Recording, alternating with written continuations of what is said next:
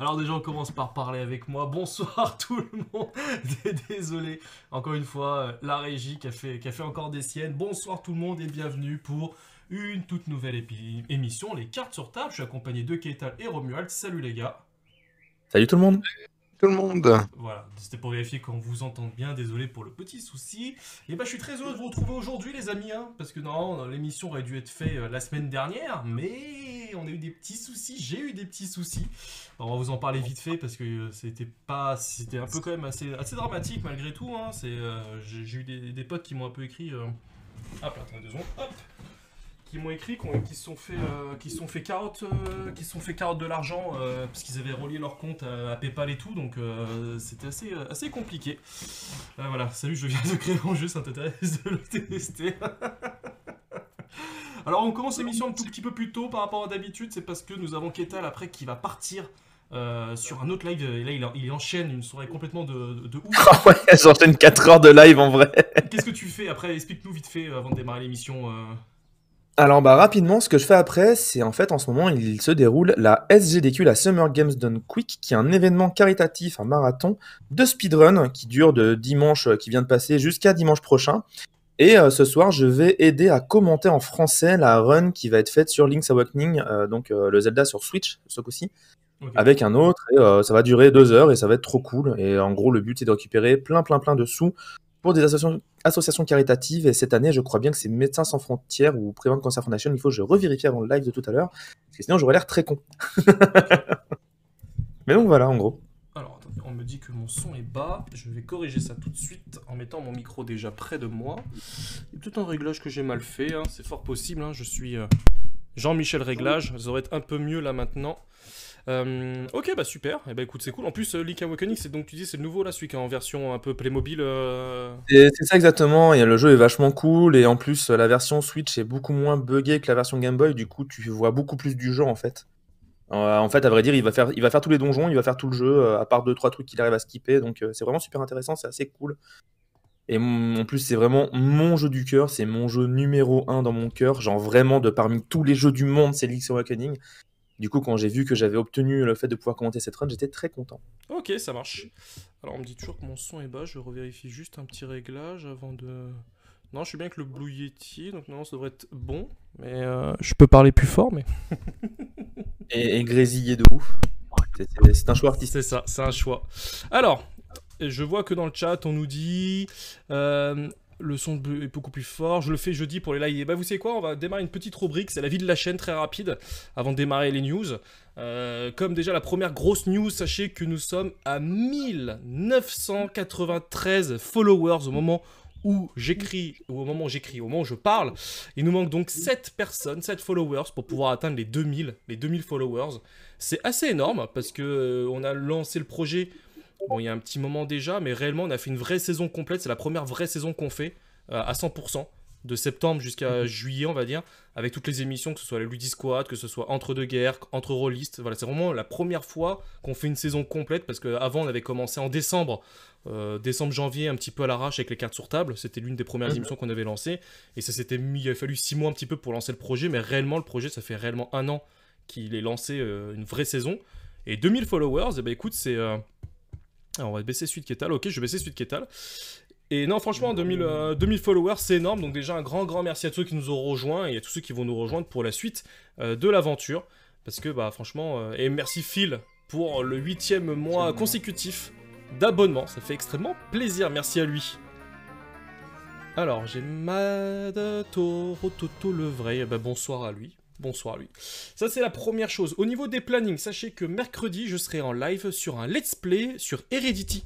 C'est un jeu qu'on avait testé à Cannes, que j'avais beaucoup aimé, qui avait un peu un style 7ème continent, post-apo et autres. Je sais pas si Ketal t'étais avec nous quand on l'avait testé. Si, j'étais là et il était trop bien et j'avais beaucoup aimé. Voilà, et donc le créateur va venir chez moi mercredi pour nous faire tester la suite, enfin non, le premier scénario, celui qu'on avait déjà testé à Cannes mais qu'on n'avait pas fini. Et sachez que APEL, ils seront aussi disponibles, APEL, ils seront là, et ils feront tester le 2e scénario pour ceux qui ont déjà joué au premier scénario. Ah, Matt Toro, c'est donc lui justement. Justement, c'est moi Heredity. Ah bah écoute, et bah voilà, je tease un petit peu le live pour mercredi, donc on testera donc le premier scénario. Il y a un moment donné où on fera un choix de savoir si on continue ou pas, d'aller jusqu'au bout, si les gens vont garder la surprise, mais sachez que à Paris Ludique, il y aura tout ce qui sera possible de jouer le premier et le deuxième scénario. Et sachez que j'ai lu au téléphone et que le projet avance plutôt bien et que ça sortira. En tout cas, c'est parti pour le début d'année prochaine.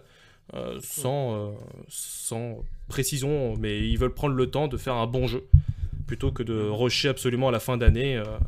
Donc c'est plutôt cool. Donc ça c'est pour mercredi soir. Donc on va commencer vers 18h30, à peu près 19h à peu près le live. Sinon jeudi, il y a beaucoup de live jeudi. Il y a un entre-rôliste et un entre-deux-guerres. Donc ça va être à la suite. Donc ça commence je crois vers 18h ou 19h aussi entre rôlistes. Donc il y a pas mal de news. En plus entre deux guerres derrière aussi pareil qui joue à la figurine.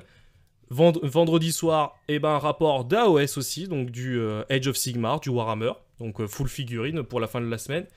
Et ce week-end, vous pourrez nous retrouver une partie de l'équipe APEL. Romuald, je crois pas que tu y sois, toi, cette année. Par contre, toi, Ketal, tu viens, non?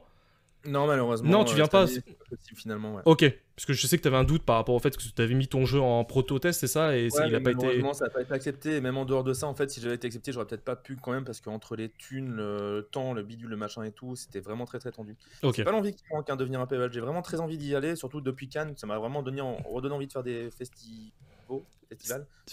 Ouais, du festival, on va dire. Mais Avec Aris. Parce que j'ai hésité, j'ai quand même dit Vaux, tu vois. Ouais. C'est moi, le Vaux, au final. Ouais, bah Mais écoute, ouais, c'est vrai que Cannes, mais après Cannes c'était un gros rush. Je sais que nous là on va plutôt y aller pour jouer tranquille, sans tournage, sans rendez-vous, sauf un, que je vous en parlerai un peu plus tard. Donc, alors, on termine la vie de la chaîne, c'est surtout par rapport au fait que je me suis fait hacker donc la semaine dernière. En cliquant sur un lien. Alors normalement j'ai écrit à tout le monde parce que j'ai retrouvé mon compte 3 jours après. Parce que ces enfoirés ils avaient changé mon adresse mail donc je pouvais plus me connecter, je pouvais plus faire mot de passe oublié. Enfin bref, ils avaient fait un peu de trucs d'enfoirés. Ou je vous demandais de cliquer sur un lien pour tester un de mes jeux. Sachez que je suis une brêle, que j'ai jamais créé de jeu, donc ne cliquez pas sur le lien. Je sais que certains, alors j'ai vu des messages qui m'ont fait beaucoup rire. Des gens qui disent ouais genre Mathieu qui crée un jeu, on va te croire et tout, tu vois. Ça, je me suis dit putain les bâtards, mais ça m'a fait rire. Mais en vrai, non, c'était si vous avez cliqué sur le lien, et qu'il vous est encore rien arrivé, déjà tant mieux. Mais sinon, changez votre mot de passe, activez la double activation. Comme je l'expliquais en début de live, j'ai un pote à moi qui a perdu 400 € à cause du hack où le mec, en fait, il a trouvé son compte PayPal et qu'il a dépensé 400 € de sub sur Twitch. Donc, je peux te dire qu'il a pas trop rigolé. J'ai pas eu trop de news de savoir si PayPal et tout. Je sais que Discord avait bien expliqué qu'il ferait des enquêtes au cas par cas par rapport à ces soucis-là. Donc voilà. Si ça vous est arrivé, Discord et PayPal, n'hésitez pas à envoyer des tickets. Non, ils sont assez réactifs, quoi. Mais il y a plusieurs trucs à dire là-dessus. C'est d'une, ne cliquez pas sur des liens sur Internet, même si vous connaissez les personnes. Essayez de vous renseigner avant, surtout si c'est un lien du pif comme ça. Et de deux, mettez pas les mêmes mots de passe dans différents trucs sur Internet, surtout s'il y a de l'argent impliqué, parce que là, les mecs, en fait, qui ont accédé à PayPal, c'est juste que c'était le même mot de passe et le même mail à tous les coups. Bah, c'est ça. Ah, oui, c'est possible, mais je crois même que Discord permettait de lier ton compte à PayPal, je crois. Bah, en fait, moi, je me suis fait avoir parce que la personne en question était potentiellement... Enfin, c'était logique, ça me semblait pas déconnant qu'il crée un jeu, voilà. Et je sais que aussi Cléonis s'est fait avoir pareil parce qu'il a des potes dans sa liste d'amis qui sont aussi des créateurs de jeux et il s'est fait avoir pareil que moi, donc voilà. Bon, sachez que maintenant j'ai mis des mots de passe à rallonge comme ça, que je m'en souviens plus, il y a un coffre-fort qui retient tout. Ça m'a pris du temps de le faire, mais quand ça t'arrive une fois, je peux dire que je faisais pas le malin et que j'ai passé 3 jours un peu en flip et un peu en dépression. Je me suis dit mais quel gland quoi, pourquoi j'ai cliqué sur ce putain de lien. Voilà, c'était la conclusion un petit peu de tout ça, mais donc si ça vous est arrivé de cliquer sur le lien, franchement prenez quelques minutes pour changer un peu tous vos mots de passe. Voilà, j'ai un conseil pour éviter de vous froisser avec tous vos amis qui vous envoient des trucs en les traitant de pirates. Si vous avez un peu de doute, temporisez. Je regarde dès que j'ai du temps est un excellent message utilisable en toutes circonstances. Et ça vous laisse le temps de voir sur Facebook l'entrejeu studio publié. Mathieu s'est fait hacker son compte. Donc, si vous n'êtes pas sûr, je pense que c'est une excellente défense. C'est vrai, c'est pas faux. En plus, d'habitude, je suis le gars à pas répondre, je suis le gars à jamais cliquer. Enfin, franchement, en vrai, d'habitude, les gens ils m'écrivent, je leur réponds pas tout de suite. Là, je sais pas pourquoi. Le mec il m'écrit bien au bon moment. J'étais sur mon PC, je lui dis ah oui, bah cool, vas-y, je clique. Et je me suis dit putain, mais quel con, pourquoi tu fais pas comme d'habitude à pas répondre aux gens quoi. Voilà, c'est la conclusion, ne pas répondre aux gens. Il y a toujours une première fois, de toute façon. C'est ça. Bon, on a fait le tour un petit peu de la vie de la chaîne, et donc maintenant on va s'attaquer aux news, et c'est Romuald qui va prendre la parole avec la partie Pokémon. Voilà, Allez, on est là. on va commencer par le jeu qui intéresse le moins de gens vu que les gens sont pas encore tous arrivés. Oh, tout de suite, c'est pas vrai. Pokémon, première news, North America International Championships, donc l'un des 4 gros events de l'année, celui d'Amérique du Nord, ce qu'on appelle les continentaux, et qui a été un très très grand moment. On voit ici sur le site 1153 joueurs inscrits, donc Ici, on ouais. est quand même sur du gros tournoi, avec un haut niveau présent, et ce qui a été très très beau à ce tournoi, et la raison pour laquelle je voulais vous partager cette news, outre le fait que les tournois Pokémon ont repris vraiment très fort, eh bien c'est que c'est un Rock Deck qui a gagné. C'est un streamer assez connu de la communauté, qui s'appelle Azul, et qui est venu en Flying Pikachu VMAX, et qui a un Pokémon un peu... Belle pub. qui est un Pokémon un Attends, je peu vais laisser- gimmicky qui avait été dans le set Célébration, voilà, qui était un truc un peu pour rigoler. Et le fait est qu'à Pokémon, il y a ce fait de pierre-feuille-ciseau de la faiblesse. Et le deck dominant du moment, c'est Palkia, donc un deck haut. Et du coup, Excuse-moi, voilà, j'ai essayé de skipper et du coup, là, on voit Palkia qui est vraiment un des Pokémon dominants du format. Et dans le top 8, il y en a 3 ou 4, il me semble. Et du coup, avec son Flying Pikachu, qui était le deck tuné exprès pour ce match-up, il a réussi à être invaincu Day 1, passer Day 2, et après gagner le top 8 et la finale. Donc c'était vraiment un grand moment sur le stream. Tout le monde qui cheerait pour un Rock Deck. C'est toujours des moments assez agréables. Sachant que dans ce top 8, il y a un autre Rock Deck qui est joué par un Européen, un Néerlandais qui s'appelle Sanders, qui est un deck Control Stall, qui avait encore été jamais vu. C'est un deck tout nouveau. Autant Pikachu volant, le deck était un peu connu, c'est juste que personne n'avait pensé à amener ça à un tournoi de cette taille-là. Autant le deck de Sander est une espèce de puzzle incroyable, complètement insane de contrôle. Et donc, ça a été vraiment un championnat très intéressant à suivre. Et si le jeu vous intéresse un petit peu, je vous conseille de regarder quelques matchs. Tout est en dispo sur YouTube et tout était streamé. Je vais vous partager le lien, c'est ce lien-là que tu as mis, je peux leur partager. Ça, c'est celui des finales de tous les jeux du Ok. week-end. Mais sur la même chaîne, il y a... vous trouverez les jours 1, jour 2. Ok. Donc c'est vraiment... voilà. Et puis là, il y a effectivement, comme Pokémon, tous les jeux sont ensemble. Ça vaut la peine peut-être de le répéter un petit peu. Donc là, c'est le dimanche de la finale. Donc ça veut dire qu'il y a la finale de tous les jeux. Ok. Pour toutes les catégories d'âge. Donc c'est-à-dire qu'il va y avoir les finales de jeux vidéo, les finales de Pokémon Go, peut-être les finales de Pokémon, je ne sais plus s'il y en a actuellement dans la scène, et puis les finales de jeux de cartes par catégorie d'âge, donc junior, senior et master. Ok. Il y avait du Pokémon Unite ou pas? Je le vois pas là dans la vidéo.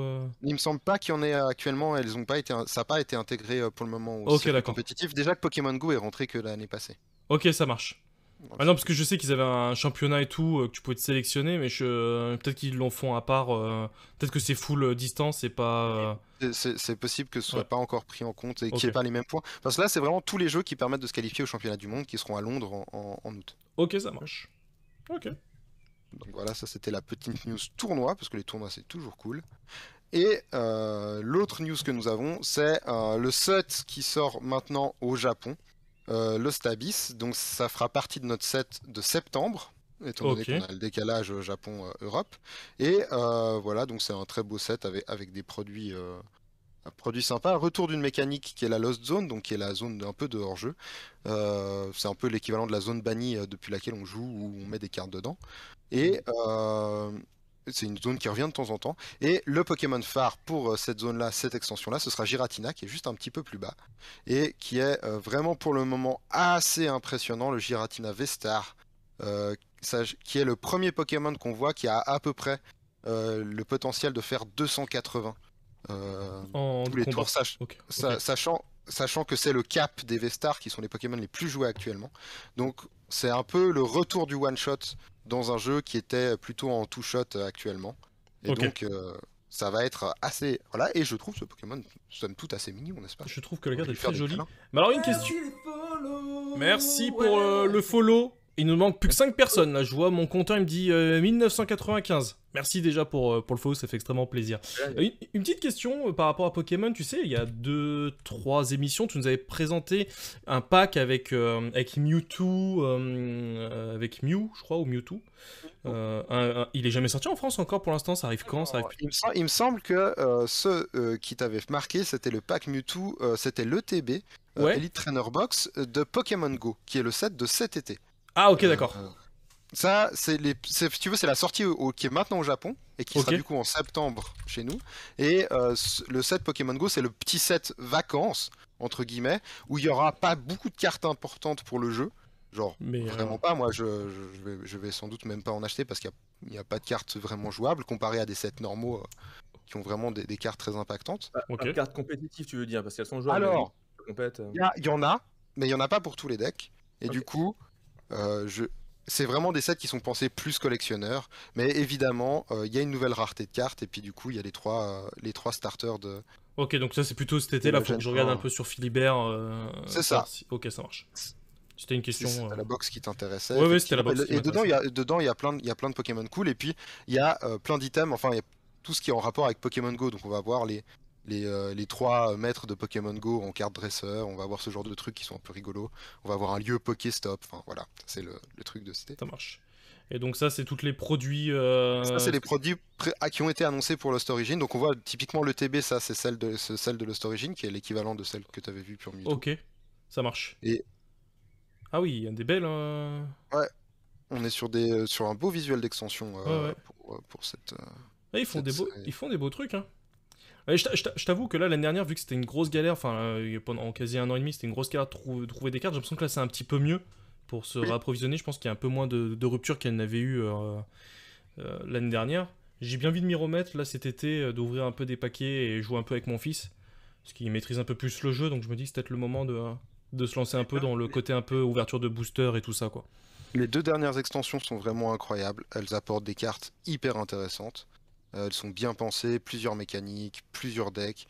À chaque fois, forcément, il y en a un qui est compétitivement plus intéressant que les autres. Oui, non, mais après... J'ai quel truc. Mais pour jouer comme ça, la dernière extension Astral Radiance, ou Astradieu en français, est vraiment hyper bien, parce qu'il y a plein de mécaniques différentes, il y a plein de bons supporters, il y a plein de bons Pokémon, il y a tout pour comprendre le jeu dans une extension. Ok. Et ça, quand une extension est comme ça, on est tous contents, parce que ça fait beaucoup de choses. Ça marche, ça marche. Je crois que c'était tout au niveau des news Pokémon, ouais, c'est ça. Oui. Bah écoute, merci beaucoup. Et nous allons attaquer Cyclope, qui a été annoncé il y a même pas 3 jours de ça. C'est ça, ça a été annoncé jeudi. J'ai toujours pas fait de vidéo dessus parce que je suis en plein rush en ce moment. Bah merci d'être là quand même présent pour venir nous en parler alors. Mais bon, c'est aussi moi qui prends du temps pour faire autre chose à la place. Hein, donc Cyclope, premier personnage, donc premier paquet de héros qui a été annoncé pour Marvel Champions avec un X-Men dedans, qui va donc arriver après Kitty Pryde, donc Shadowcat et Colossus. Et donc un personnage qui a l'air plutôt pas mal, avec un petit focus sur les alliés et un autre sur des améliorations tactiques qu'on va mettre sur les méchants pour avoir des bonus. Donc je te propose de directement mettre l'alter ego de Scott Summers que tu peux choper juste en dessous. Oui. Donc l'alter ego Scott Summers. Excuse-moi. Ouais. Plutôt Scott Summers pour l'instant, ouais.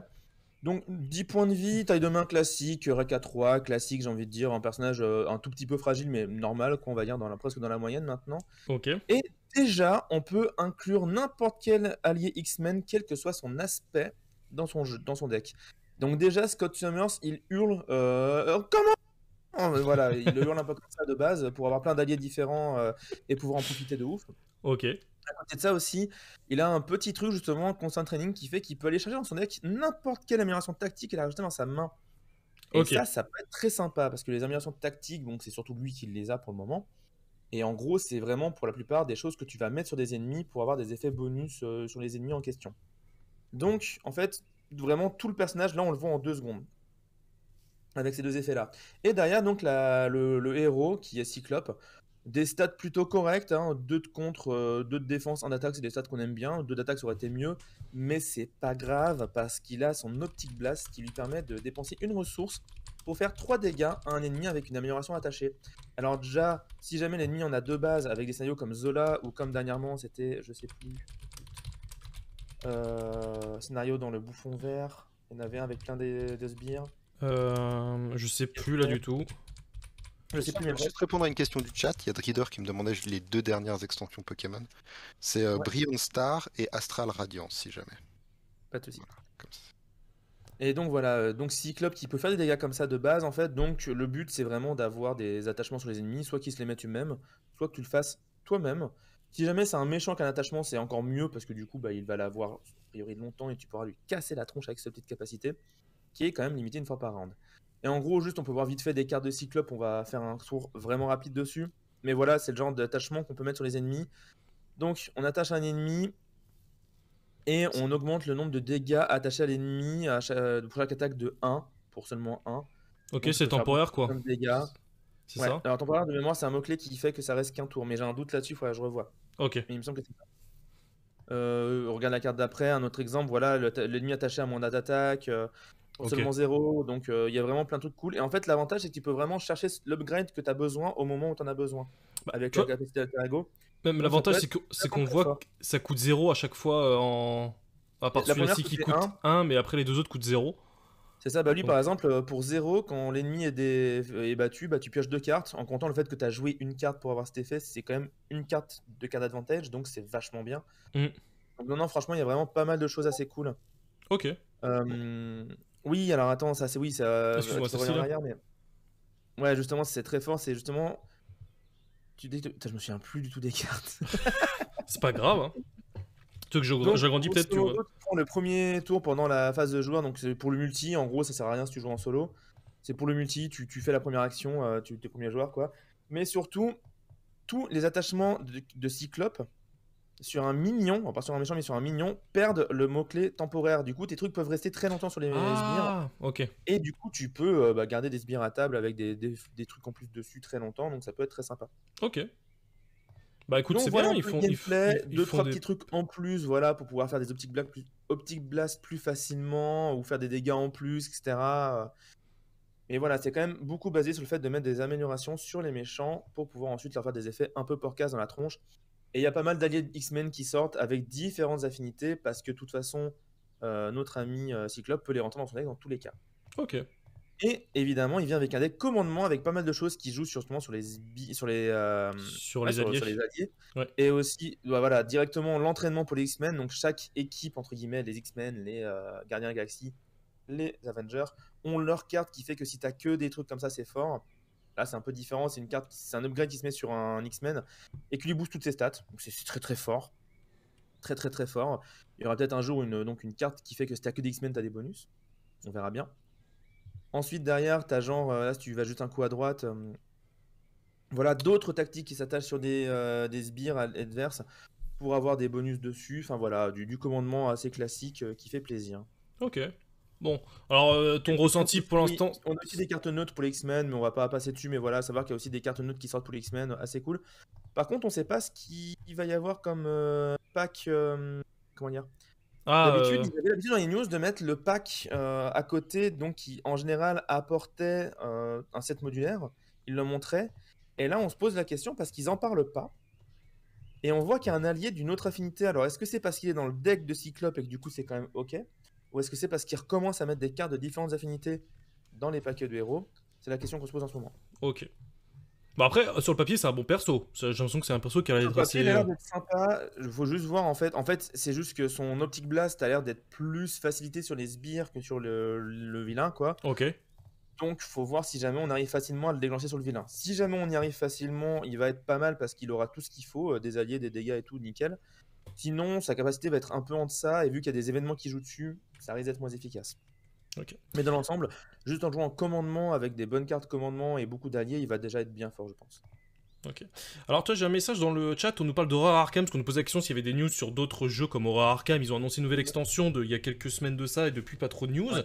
Et je lis ton retour, qui me semble très intéressant, qui dit « Je viens de finir les confins de la Terre », donc c'est la dernière extension. « Je ne sais pas ce que vous avez pensé, mais pour moi c'est trop narratif, cela rajoute inutilement de la mise en place. J'étais au final contente de la finir. » J'ai fait je que sais le premier scénar pour l'instant, j'ai pas fini Echo of Terre, donc j'ai pas encore je un sais avis que d'explication. ouais, moi aussi j'ai commencé à peine le premier scénar. Ça, c'est un jeu que j'aimerais bien cet été attaquer.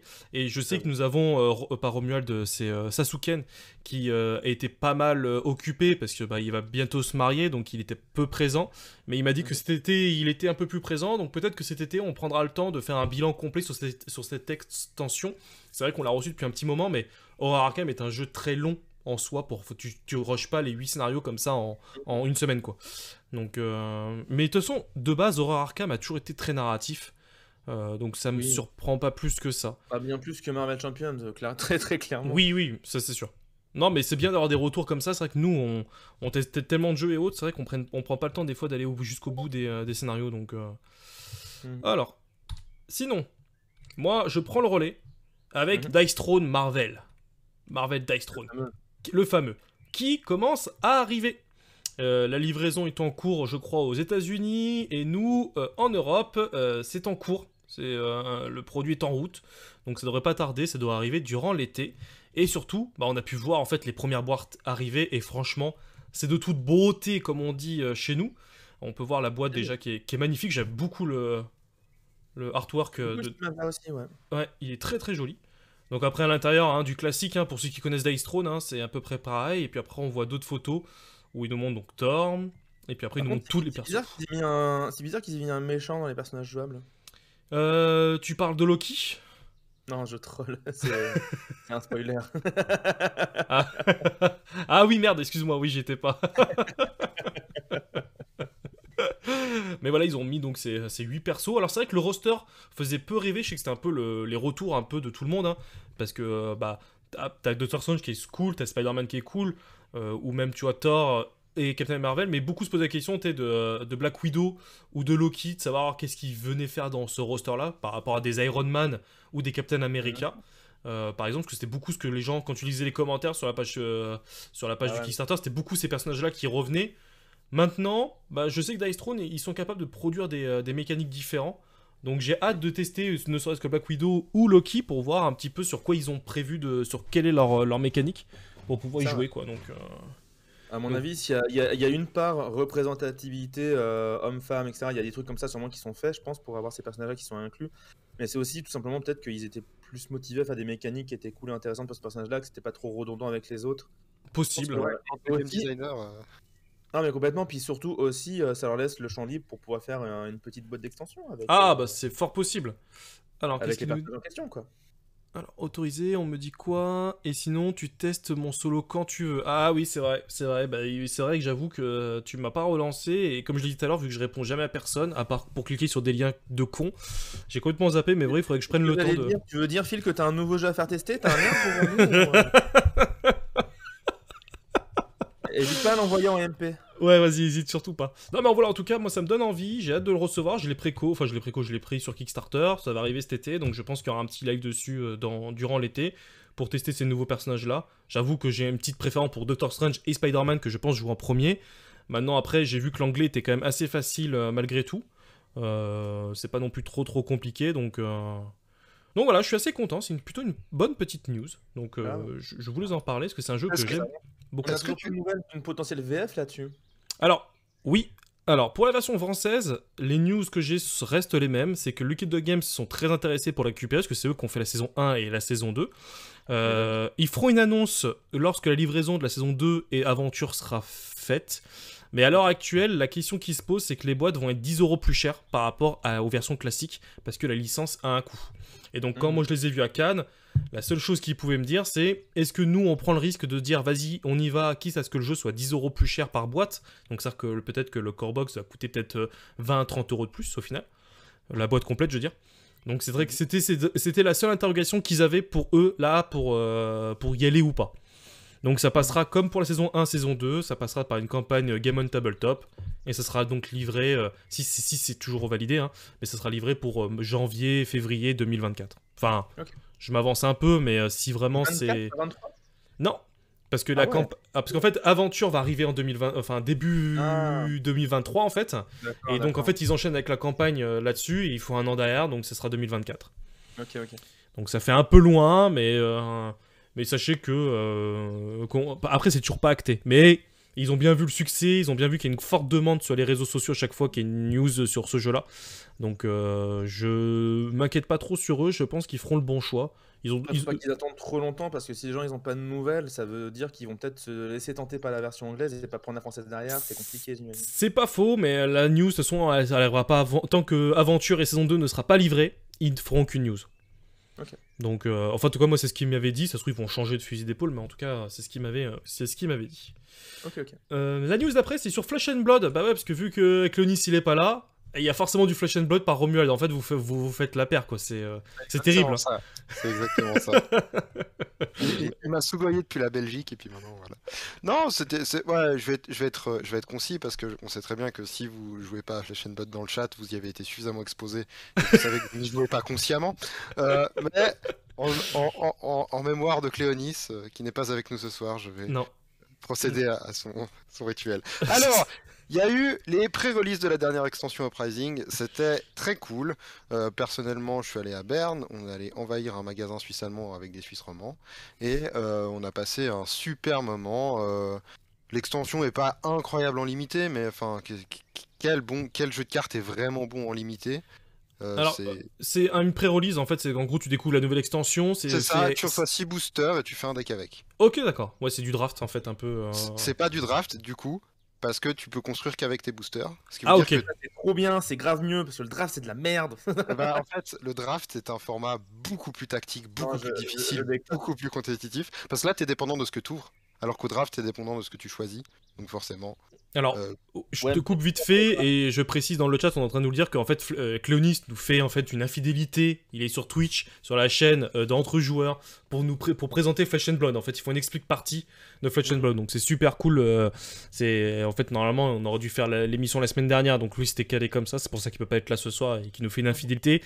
On lui en veut pas, mais Cléonis, si tu vois le replay, tu es viré. On en rediscutera un peu tout ça en détail. Les jeux de spatiaux. Donc ouais, tu disais la nouvelle extension, donc ça donne quoi au niveau du ressenti?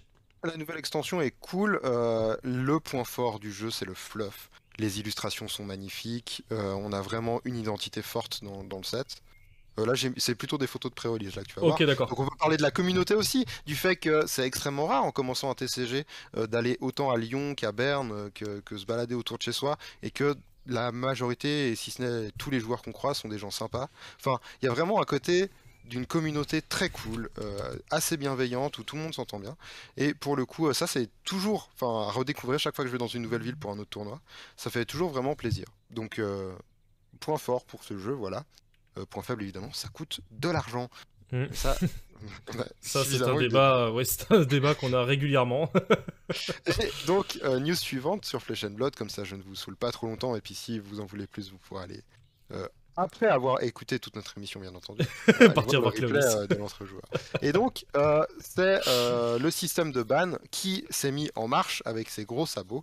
Ça s'appelle le système de Living Legend, qui est une forme de rotation particulière, qui fait que les personnages, donc les archétypes, gagnent des points quand ils gagnent des tournois, et quand ils ont accumulé suffisamment de victoires en tournoi, c'est-à-dire suffisamment de points, eh bien ils sortent du format. Et donc ça arrive à la sortie de Pricing, étant donné que les bans et les patch notes arrivent en même temps que les sorties, et deux héros sortent. Donc Starvo, qui avait été une petite erreur de design, étant donné qu'il est sorti cet hiver et qu'il est déjà Living Legend et qu'il a dominé tous les tournois pendant cette saison. Et le créateur du jeu s'est même excusé au premier Pro Tour, et il a expliqué pourquoi on en est arrivé là. Mais voilà, donc lui il sort, tout le monde est content. Et puis Chain, qui était depuis un an un peu le top aggro, qui était très apprécié de joueurs qui monomaniaquaient un peu dessus. Okay. Il a enfin atteint les points, et puis lui il a fait ce qu'on pourrait appeler le parcours normal du jeu, c'est-à-dire un héros fort sans être abusé, qui fait régulièrement des tops parce que des joueurs très forts se concentrent dessus et ne jouent que ça. Et au bout d'un an, il a fait suffisamment de points. Donc c'est le système de rotation qui se met en place. On va voir comment ça donne le méta, et puis dans combien de temps on aura des héros qui vont redébloquer le pool de cartes que ces personnages-là jouaient.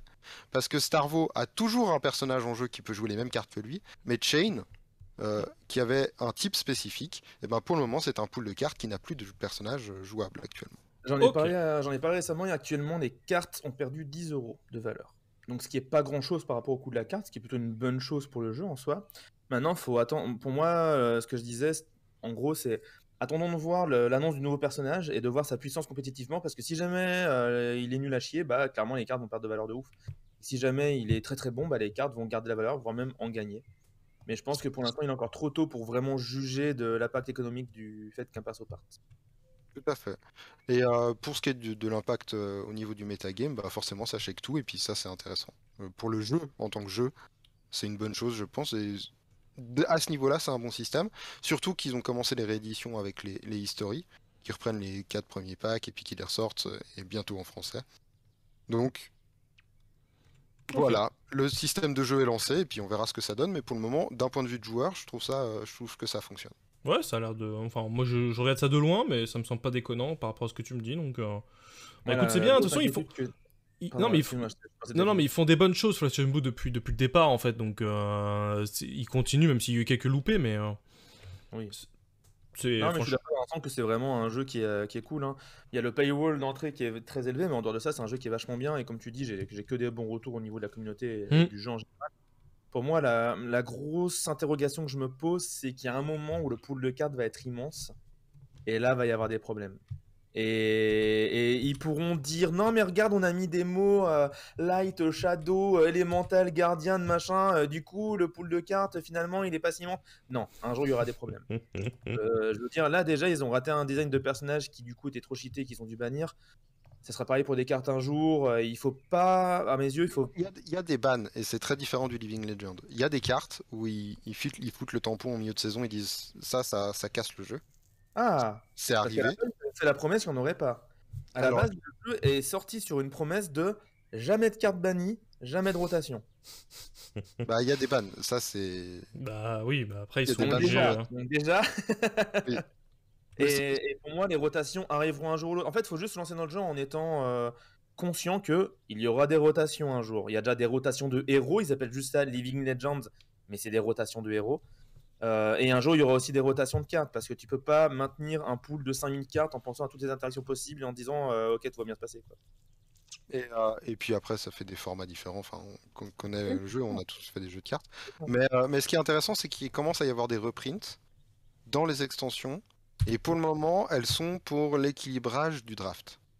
Dans le sens où il y a quelques staples neutres qui sont aussi dans le pricing parce qu'elles permettent de lisser le draft. Et donc, à la longue, il va y avoir aussi ce système-là. Je pense qui va.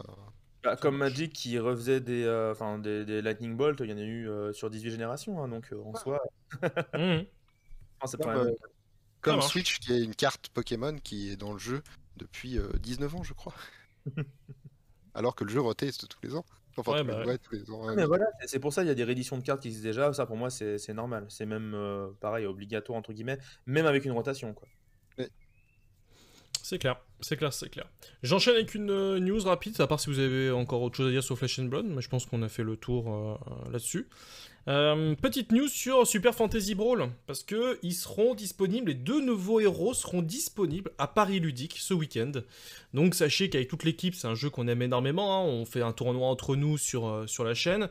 Donc là, nous, on est parti pour tester les deux nouveaux héros. Donc là, avec Dandy, Meeple et Guillaume, on va essayer de s'y retrouver le plus possible pour essayer de faire quelques parties, quitte même à squatter toute une après-midi sur le stand de Mythique pour, pour essayer les nouveaux persos. Sachez aussi que nous, on est en train de discuter avec Mike, qui est la personne qui gère un peu tout ce qui est la partie compétitif sur Super Fantasy Brawl. Parce que nous, on a une ambition là-dessus, sur le jeu et sur la chaîne, où on aimerait faire des tournois via BGA, puisque BGA permet de faire des tournois super simples d'accès, super rapides à mettre en place, mais ce qu'on voulait nous absolument, c'est de vous faire gagner des lots. Petit, moyen, grand, après ça dépend toujours de ce qu'on peut investir nous, de ce que Mythic veut aussi nous soutenir. Sachez que donc Dandy a eu une conversation avec Mike, on va rediscuter avec eux ce week-end, et il y a des choses qui vont s'acter, je pense, très rapidement, pour proposer un tournoi. On aimerait, je sais pas si je m'avance un peu ou pas, mais une fois par mois, un tournoi BGA avec des beaux lots à vous faire gagner. Voilà, nous c'est notre ambition, et ça pendant au moins 1 voire 2 années de suite, où le tournoi vivrait de lui-même, et que nous après si on arrive à streamer en même temps qu'un match se fait, ce serait génial, mais après vu que c'est libre de chacun de jouer un peu quand il veut, bah, on essaie de s'organiser comme on peut, mais surtout... Nous, comme on disait avec Mythic, c'était vraiment de faire gagner soit les nouveaux personnages, soit des cartes foil, soit le nouveau tapis qui vient d'arriver. Enfin, bref, voir avec eux ce qui est possible de faire pour essayer de vous proposer le maximum de choses, quoi. Voilà. Parce que bon, je sais que pour l'instant, la partie compétitive de Super Fantasy Brawl pose énormément de problèmes. Donc, on va essayer, nous, de proposer quelque chose, même si c'est que du BGA, que c'est pas du physique. Ça permet au moins, je pense, de faire vivre la communauté autour du jeu. En tout cas, nous, c'est là-dessus qu'on a envie de faire vivre les choses. Et pourquoi pas, après, d'ici la fin de l'année, proposer dans une boutique près de chez nous, soit sur Paris ou soit sur Chartres, de proposer un tournoi physique en réel, quoi. Mais pour l'instant, ce sera du BGA parce que c'est plus facile à mettre en place, parce qu'il y a encore le Covid, parce qu'il y a vraiment aussi... ça demande une plus grosse organisation de le faire en physique, alors que BGA permet de faire un truc quand même assez rapidement. Donc voilà. Je note aussi qu'on nous dit dans le chat qu'il y a un tournoi live à Nice le week-end du 9 juillet. Donc si ça intéresse des gens, sachez qu'il y a un petit tournoi. N'hésite pas à nous dire la boutique et autres fils pour que les gens... Par contre, pas de précision sur des lots à gagner pour l'instant. Bon, au moins déjà, s'il y a un petit tournoi, c'est plutôt cool. Vous y avez toujours pas joué, je suppose, Romuald Ketal sur le jeu, même via Alors, BGA? Sur BGA, j'avais fait une ou deux parties, mais une avec toi d'ailleurs, qui m'avait roulé dessus, mais moi. Ah oui, c'est vrai. C'est vrai, Mais c'est il y a vrai. très longtemps et j'ai pas rejoué depuis. Le jeu est cool, mais c'est pas. Comment dire? C'est pas le genre de jeu auquel j'avais joué en ce moment, en fait, tout simplement. D'accord. Non, et toi, Romuald, pas du tout essayé, pas eu le temps avec ton mémoire Alors, essayé, mais potentiellement avec l'été. C'est vrai que c'est le genre de truc que je préfère largement jouer en live. On va pas se le cacher, même mes jeux de cartes compétitifs, j'y joue pas en ligne. Alors, si c'est pour tester des jeux comme ça, Oui, oui. ça me donne d'autant moins envie. Mais oui, non, volontiers un truc cet été. Ouais, bah, écoute, avec plaisir. Écoutez, nous, on va tester les nouveaux persos, et je pense qu'on fera une émission dédiée à ces persos, on donnera un peu nos ressentis et tout. Et sachez qu'après PEL, nous, de toute façon, on fera un live le mercredi à la Ludi Squad, où on fera un débrief de ce qu'on a vu à PEL, de ce qu'on a aimé, ce qu'on n'a pas aimé, enfin bref, faire un petit débrief là-dessus. Mais bon, c'est cool, il y a des nouveaux persos, ils sont jouables à Paris Ludique, donc c'est aussi un beau geste de la part de Mythic. Parce que je sais qu'ils ont fait un peu de la... Enfin, ils ont pas fait de la merde, mais il y a eu un petit couac ce week-end avec French Wargame Studio qui organisait un énorme tournoi, les French Wargame Tour, où il y avait normalement un tournoi Super Fantasy Brawl qui était prévu. Et Mythic s'est retiré un petit peu au dernier moment, sans aucune com, c'était pas très clair et tout. Le ticket d'entrée était assez élevé pour entrer sur le tournoi, mais ce qui paraît c'était dingue, hein, ce qui s'est passé ce week-end. Enfin, l'organisation et tout, l'événement, c'était ouf. Mais le ticket d'entrée était assez élevé, je crois que Mythic s'est retiré un petit peu par rapport à ça. Donc maintenant, après, c'est vrai que j'avoue que la com de chez Mythic, c'est pas ce qu'ils font de mieux des fois sur Super Fantasy Brawl. Donc, pourtant, le jeu se vend bien en boutique, il en repose stock un peu partout. Donc, bon, à suivre quoi. À suivre. Ok. Autre news rapide, sur notre groupe, nous avons un groupe Facebook qui s'appelle Les Cartes sur Table, et nous avons donc Xavier qui nous a partagé un lien, et je voulais en parler très rapidement sur le live, et je vais vous lancer le lien.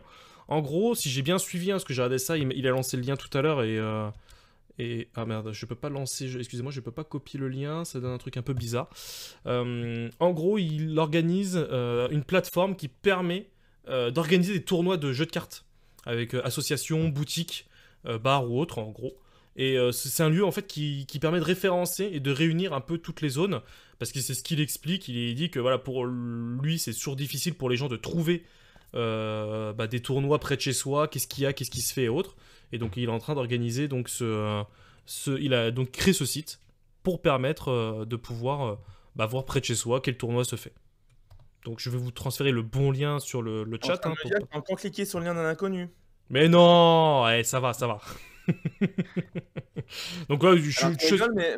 Alors pour la petite vanne, personnellement sur le Discord donc Marvel Champions que je gère, ouais. il m'avait envoyé un MP pour savoir si jamais il avait le droit, machin et tout, donc je lui ai laissé l'autorisation, mais j'ai jamais cliqué sur le lien parce que j'avais trop peur en vrai. Ah oui, d'accord. Non, moi il m'en avait déjà parlé en fait, donc j'avais déjà tapé le lien il y a 6 mois de ça, parce qu'il était encore en bêta test. Mais tu vois, par exemple, là tu tapes la catégorie, donc les jeux que tu veux jouer, et quand tu vois la liste, il y a du Pokémon, il y a du Dragon Ball, Flesh and Blood, il y a même du Marvel Champions, donc c'est pas que des tournois. Il a pour ça, mais vampire dans la bannière. De quoi? J'ai même vu une carte de vampire dans la bannière. Ah oui, exact. Ah oui, ici, exact. Bah là, Ouais, tu peux voir, tu peux regarder Vampire, Esquilier. Oui, Vampire Rivals. mais Rivals. Ah oui, et Vampire The Eternal. Ok. Eh ben, c'est un bon site alors. Bah C'est voilà. la France le meilleur jeu de cartes, c'est un bon site de jeu de cartes. En fait, l'idée est très très bonne, mais le truc, c'est qu'il y a déjà d'autres sites qui essayaient de faire la même chose et qui marchaient plus ou moins bien. J'ai l'impression que les gens ont plus tendance à aller sur en fait, les communautés du jeu en question plutôt que sur des sites tiers pour faire ce genre de choses. Du coup, je Bah, sais pas si jamais la démarche va fonctionner, mais je trouve la démarche bonne dans tous les cas. C'est toujours une bonne idée de faire ça. bah après, c'est Mais comme tout, c'est qu'en vraiment, fait, les gens, en fait, plus le site va être vu, en fait, c'est toujours pareil. En fait, ça dépend de la visibilité que le site a. Et Alors, la enfin, visibilité, oui, mais aussi, c'est une question d'organisation. C'est-à-dire que les organisateurs de tournois doivent aller sur site, mettre leur C'est ça. truc, machin et tout. C'est aussi du temps à prendre et il faut que les gens le fassent. Donc, parce que tu fais, en fait, tu fais poster un tournoi, en fait, tu t'identifies, tout, tu rentres toutes les informations. Ça va prendre du temps. Je pense que c'est le genre de site qu'il faut du temps pour. You speak English very well, my friends. Bah écoute, yes, my English is good, very good. Is beautiful. Mais non, j'ai trouvé que c'était plutôt sympa comme initiative, mais comme tu dis, ça va dépendre aussi après des organisateurs de tournois, de la communauté. Il y a beaucoup de choses à prendre en compte pour que ça fonctionne. Mais en tout cas, le lien est dispo dans le chat. Si vous voulez le faire tourner un petit peu pour faire vivre un peu le projet, n'hésitez surtout pas. Et dernier. Que Marvel Champions, des tournois, c'est. Non, c'est pas, enfin, c'est pas des tournois. Hein, c'est coopératif en fait. Ouais, voilà, c'est ça. Non, mais je pense que c'est aussi. Hein. Bah non, mais c'est histoire, tu sais, c'est comme Horror Arkham en fait. En gros, tu te retrouves pour faire genre les gros. Tu fais des soirées jeux, mais tu fais pas de tournois Horror Arkham. Non, mais après, peut-être que le mot tournoi, peut-être là, il est pas justifié pour les JCE, mais l'idée c'est de se dire on se retrouve et on joue autour du jeu, quoi. Donc, et puis dernière news très rapide, puisque le 7ème continent, vous savez, c'est un jeu auquel je suis attaché et que je suis payé pour en parler. Et sachez que il y a une extension, les extensions qui sont moins 25% sur les extensions du 7ème continent, sur leur site directement. Donc si vous n'avez pas encore votre set complet du 7ème continent et que cet été vous ne savez pas quoi faire, et ben vous avez la possibilité d'avoir les prisons, les veines de la terre, et j'ai perdu le 3ème ce que c'était. Mais déjà rien que la prison des vents et les veines de la terre, ça donne déjà je pense une bonne 40aine d'heures de jeu. Donc déjà rien que ça peut le faire. Donc c'est dispo directement sur le site de Serious Poulp. Et sachez qu'ils ont aussi fait une petite news il y a une quinzaine de jours sur la 7ème citadelle. C'est toujours en bon avancement, c'est toujours en playtest, ils corrigent, ils peaufinent 2-3 petits détails, ça avance tranquillement, ils prennent leur temps. C'est frustrant parce que c'est un jeu que j'attends énormément, mais je suis plutôt content que les mecs peaufinent leur jeu. Ils ont toujours voulu avoir une petite équipe, donc c'est un peu plus lent que d'habitude. Donc après, je vais pas trop m'en plaindre si à la fin le jeu est de bonne qualité. Voilà, c'était les petites dernières news. Ça fait quand même pas mal de news quand même à chaque fois. On en a à chaque fois pour une petite heure de news. Hein. Ah, il s'en passe des choses dans le monde du jeu de cartes. Ah bah ouais, c'est clair. Non mais c'est vrai. Hein. C'est vrai. Mais vous, par contre, 7ème continent, toujours pas non plus, pas de... Ah moi c'est un genre de jeu qui pourrait me plaire, mais après c'est une question de trouver les gens avec qui jouer. Et les gens avec qui je suis à Lyon sont vachement plus compétitifs que coopératifs de base. Ouais. Donc c'est une question d'argent aussi. Hein. Il y a d'autres jeux qui m'intéressent en ce moment. Ouais, bah oui, non, je comprends. Alors, on fait une émission, encore une fois, comme je disais, assez rapide, parce que Ketal va bientôt partir, hein, d'ici une vingtaine de minutes. Et donc, on voulait vous proposer un petit sujet, parce que là, il y a l'été qui arrive, hein, c'est les vacances. Vous allez être un peu moins devant vos écrans, vous allez plus être dehors, profiter du beau soleil, en tout cas, je l'espère. Mais, quand on est des gros joueurs comme nous, c'est vrai que c'est le moment où on amène des jeux qu'on n'a pas forcément le temps de jouer l'année, ou des gros jeux, tu vois, comme le 7ème continent, c'est clairement un jeu que tu peux jouer l'été, parce que tu as plus de temps, tu es en vacances, tu as envie de te poser. Et donc on s'est fait une petite sélection, un petit peu de jeux qu'on va amener, nous, cet été, et les jeux qu'on vous conseille de jouer. Et on sait déjà les jeux qui vont être dedans. C'est ça. De quoi ?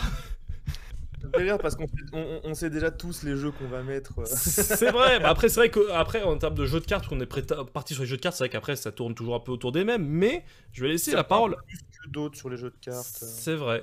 Je vais laisser la parole à Romuald, qui lui, en fait, c'est au-delà des jeux, c'est surtout une philosophie qu'il a envie de vous partager ce soir. Oui. Moi, je suis venu ce soir pour vous parler de comment je vis vraiment les vacances. Et pour moi, les vacances, c'est la saison des proxys. Et pour ça, quand on m'a dit qu'est-ce que tu conseilles comme jeu en vacances pour nos sympathiques viewers, eh ben, j'ai mis les 2 sites qui permettent de proxy les jeux auxquels je joue actuellement, à savoir Pokémon et Flesh and Blood. Le proxy, si vous savez pas ce que c'est des sites sur lesquels vous pouvez trouver les illustrations des cartes, ensuite vous les imprimez, vous les découpez, vous les slivez avec une carte Magic ou n'importe quelle carte de jeu inintéressant, et vous pouvez jouer avec pour tester les decks, tester des jeux, tester des archétypes. Ah, je vois qu'on a un nouveau follow de plus. Un nouveau follow, et il nous en reste plus que 4 On se pour arriver aux rapproche 2000. On se rapproche. Ouais. N'hésitez pas à créer des faux comptes, à appeler vos grands-mères, vos tantes, franchement, faites tout ce que vous pouvez, mais il nous faut ces 4 derniers comptes là. C'est c'est important. Et donc voilà, parce que j'ai passé une saison à vous parler de Pokémon, avec Léonis, on a passé du temps à vous parler de Flesh and Blood. Beaucoup Et trop. peut-être que vous êtes... Ah, pour follow, il faut appuyer sur le cœur qui apparaît en dessous. Live, marqué suivre. Ah, on nous dit ça négocie alors que le mec il nous dit ça alors qu'il vient tout juste de nous follow. Pas à nous, hein. Pas à nous, hein. Et du coup, moi pour l'été, ce que je vous propose, c'est pas forcément d'acheter des nouveaux jeux, de découvrir ou aussi découvrir des nouveaux jeux, mais c'est vraiment, si vous avez des jeux de cartes que vous voulez découvrir, n'achetez pas des précos, imprimez des decklists de compétition de ce jeu-là, vous en trouverez plein sur internet, hein. Là il y a le site Limitless TCG qui résume les listes de decks Pokémon qui ont fait des tournois, qui ont fait des résultats. Et vraiment, vous imprimez les listes. Et puis voilà, là tu peux même mettre Open as an Image et print proxy print. Donc vraiment, tu peux avoir directement des listes toutes prêtes à print. Ah ouais, ok, d'accord. De cartes. Et donc vraiment. Et ça, vraiment, c'est des outils qui permettent de tester les jeux, qui permettent de tester les decks, et qui n'est pas forcément des outils qui sont utilisés parce que les gens associent le TCG à la collection. Et du coup, ils associent souvent l'idée de jouer avec les cartes qu'on a. Et moi, qui suis un joueur compétitif et étudiant, donc pas beaucoup d'argent, c'est vraiment une philosophie que je vous encourage à suivre.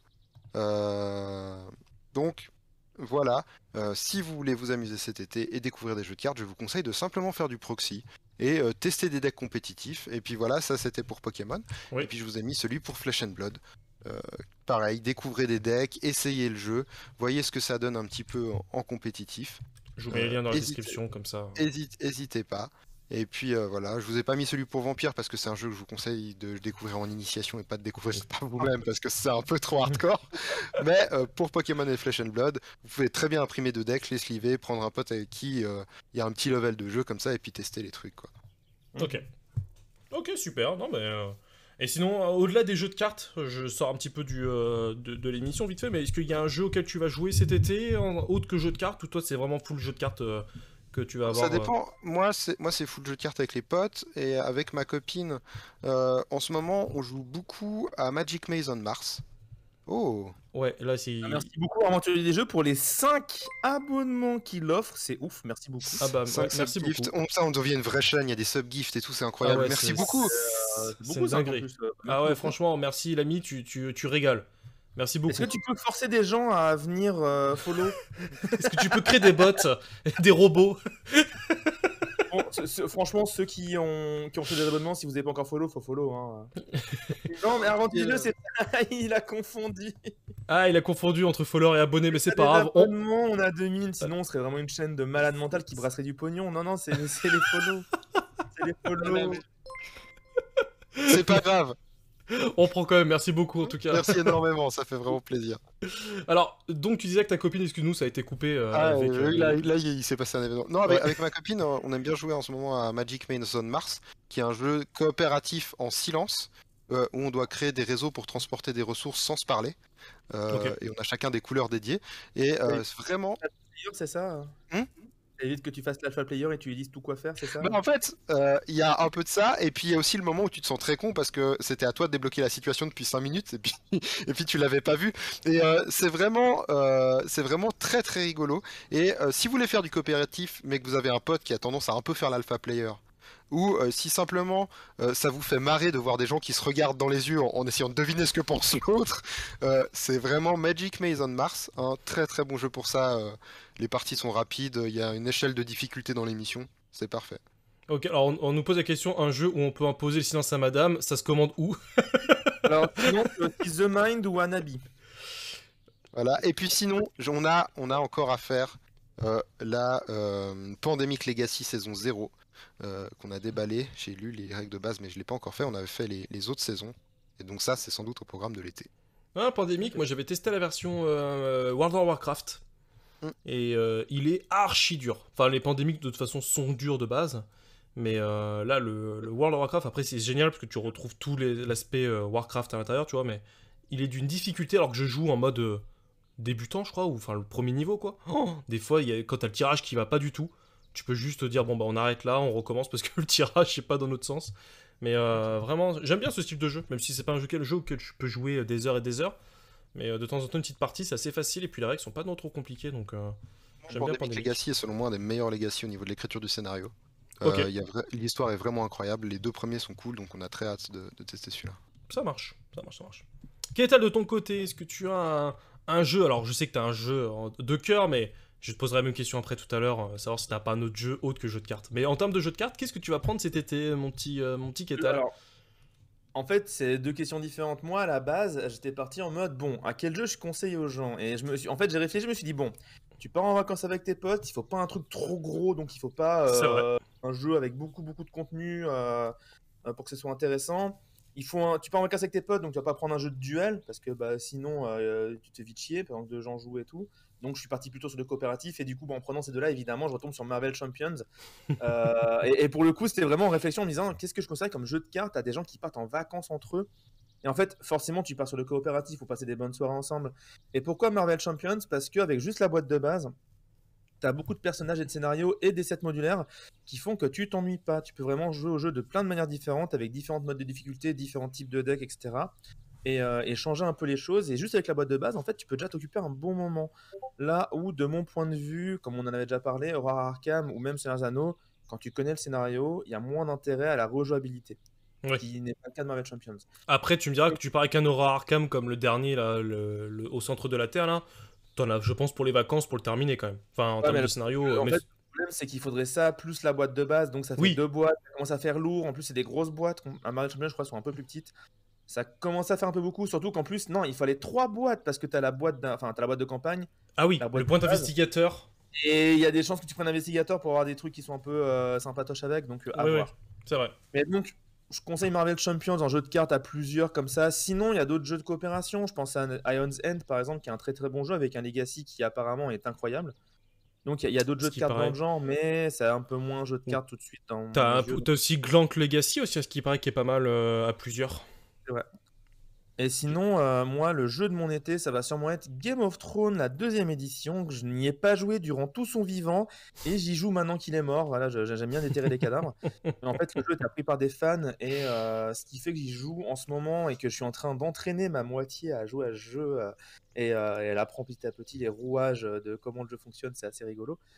C'est qu'en fait, tout simplement, il y a le fameux tournoi Stalek qui va se dérouler donc en novembre à Stalek. Ok. Ah oui, c'est Équivalent vrai, du c'est ce tournoi que t'avais européen. parlé l'autre fois, Romuald, dans l'émission, le gros Exactement, château là. c'est vraiment tout un événement incroyable à vivre. C'est plus qu'un jeu de cartes, en fait, c'est une grosse rencontre avec la communauté qui est vraiment très très sympa. Et du coup, bah, je m'entraîne déjà pour elle, pour qu'elle soit pas ridicule quand elle arrivera là-bas, qu'elle sache au moins jouer un minimum au jeu et qu'elle puisse prendre un peu de plaisir tout en se prenant un 0,7 dans la tronche. Mais si elle écoute ça, elle va me détester. Mais c'est aussi pour moi pas être ridicule sur place et essayer au moins d'être en positif, genre d'avoir autant de victoires que de défaites serait un bon truc minimum quoi, à essayer d'atteindre. Donc voilà, ça va sûrement être le jeu que je vais poncer le plus durant l'été pour m'entraîner, préparer le tournoi. Ok, ça marche. Et sinon, tu allais me dire quel jeu peut-être Autre que jeu de cartes en que jeu de tu cartes. pourrais. Ouais, c'est ça que tu pourrais proposer. Bah, il y a évidemment tout ce qui est jeu d'ambiance, à la limite limite et tout, c'est toujours rigolo, mais en vrai, petit jeu. Ouais, franchement, moi, les jeux à la The Mind, les jeux à la Nabi, les jeux comme ça, Je- coopératifs, mais où il y a des règles un peu spéciales, je trouve ça sympa, je trouve ça intéressant en vacances. Ah si, j'en ai un, ah si, j'en ai un de ouf, Shadowhunter. Shadowhunter, Tu c'est pars en quoi? vacances, tu vas en soirée, Shadowhunter, 100%. Je valide totalement. Shadowhunter, c'est un Shadowhunter. très très bon choix. Ah, attends, juste. Shadowhunter, le jeu, tu joues jusqu'à 10, même si c'est pas dit par les règles, tu joues jusqu'à 10 sans aucun problème. Tu rajoutes des jetons avec des canettes de bière, enfin non, des capsules de bière. Les canettes sont un peu grosses pour les cases. C'est Ça fait tout ce qu'il faut. c'est un jeu de Mais Matago, alors Shadowhunter, attends. très très bon jeu de versus à rôle caché. Voilà. Alors, je vous conseille de prendre directement avec l'extension qui doit vraiment pas coûter cher, c'est un tout petit paquet de cartes.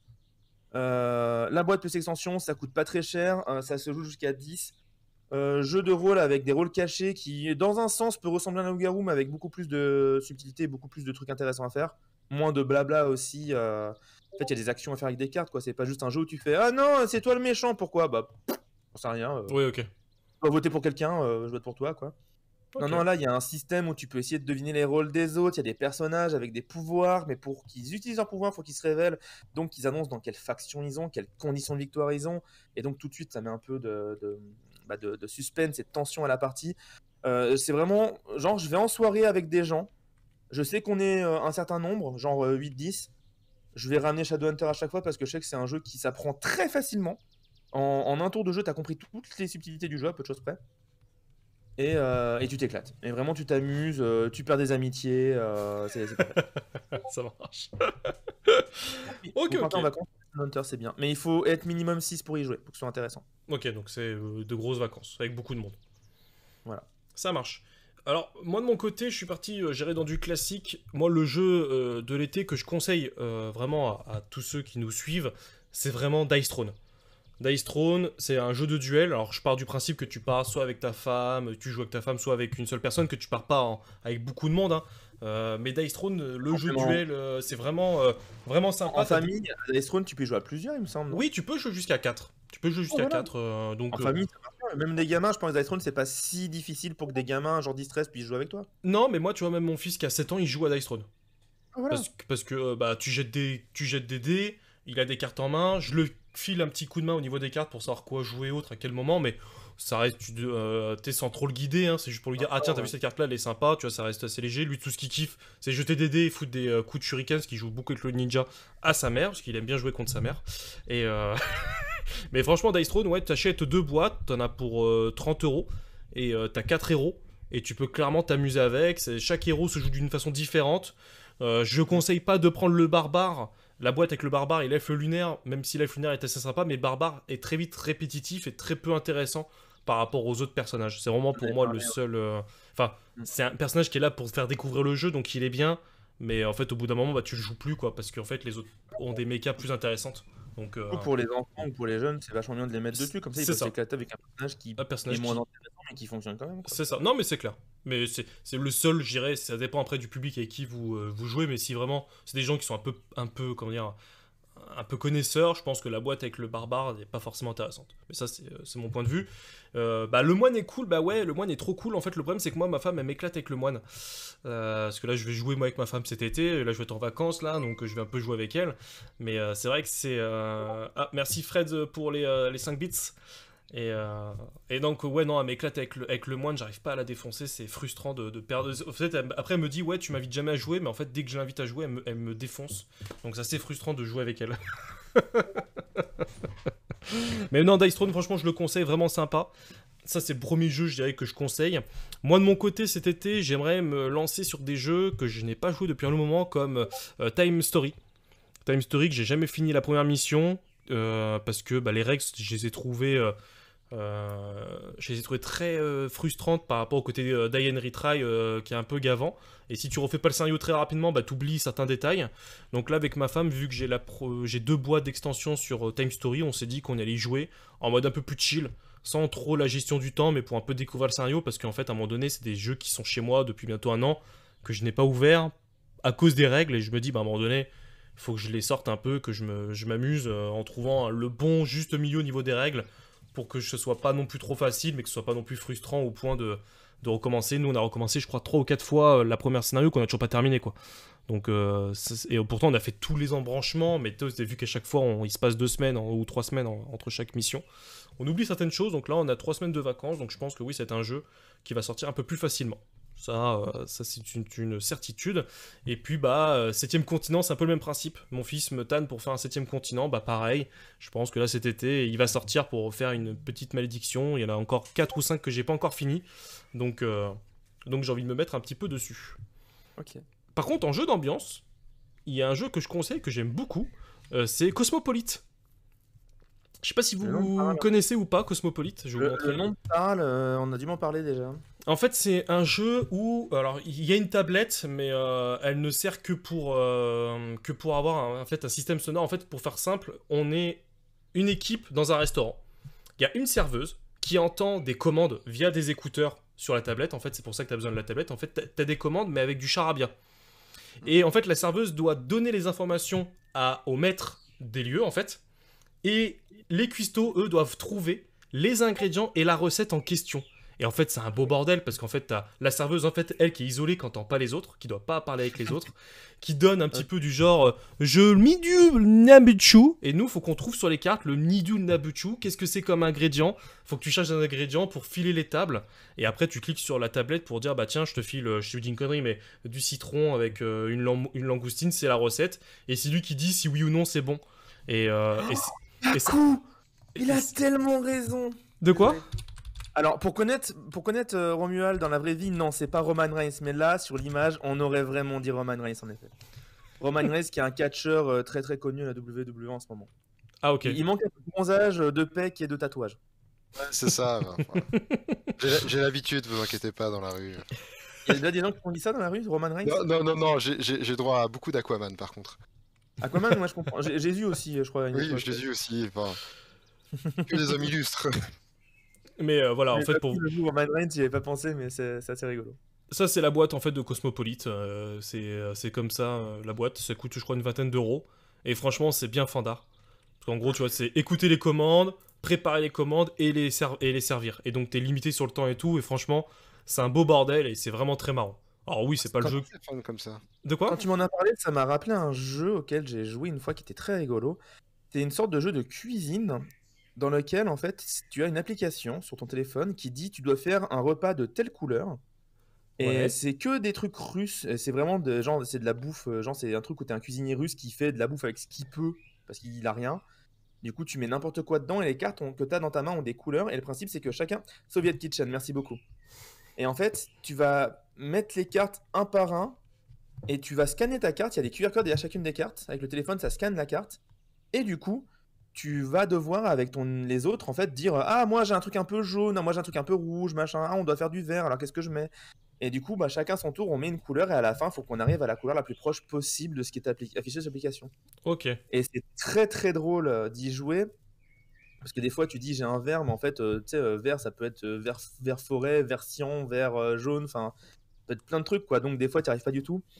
Et on y a déjà joué avec des amis daltoniens. Et ça rajoutait un petit peu de piquant à la partie.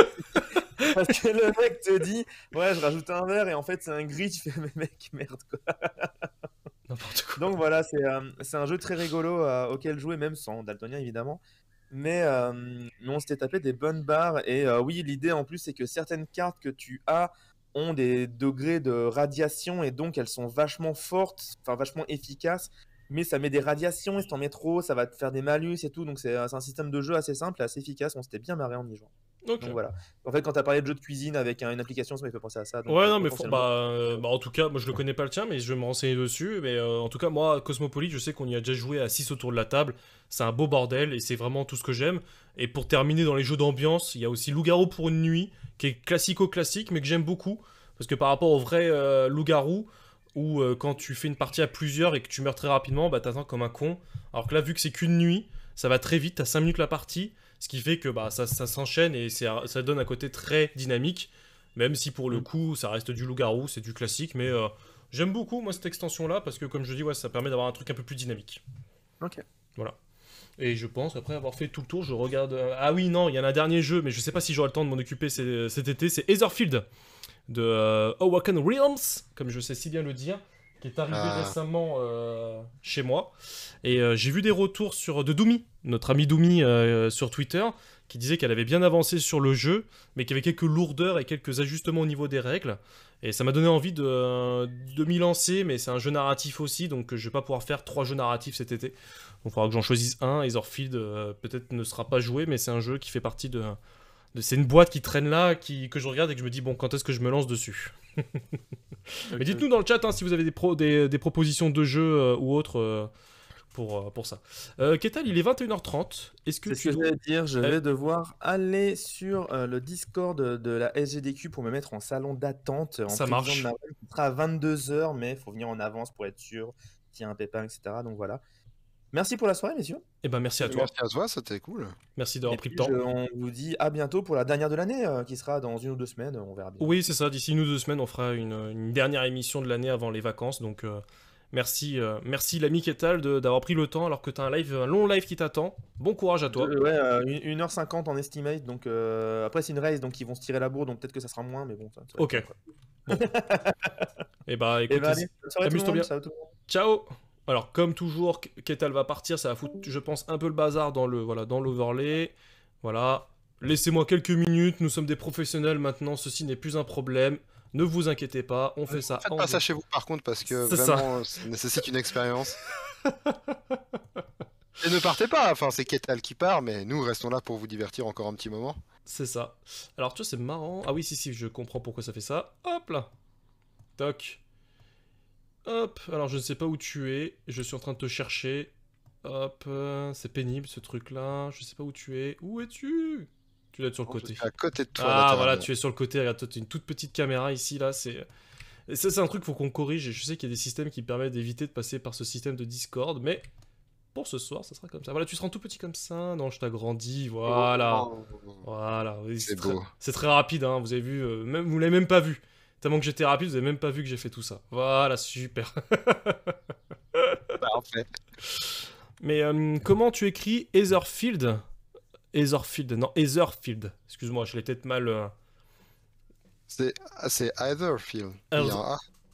Ah non, Ou non, pas c'est comme Younes l'a écrit dans le chat, Ok, c'est d'accord. Ah, bah, Etherfield. parfait, alors.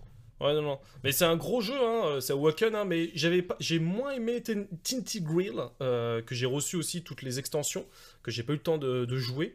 Mais les 2-3 parties que j'avais fait m'ont paru. En fait, c'est toujours pareil avec Awaken. J'ai l'impression qu'ils font des gros jeux super narratifs, super intéressants. Mais que t'es obligé un petit peu de faire des petits ajustements au niveau des règles pour rendre le truc moins lourd que ce qui pourrait être. Salut Keycord. J'ai pas testé Tainted Grail, mais c'est aussi le retour que j'ai eu des gens qui ont testé, c'est-à-dire que c'est un mélange entre un excellent narratif et Oui.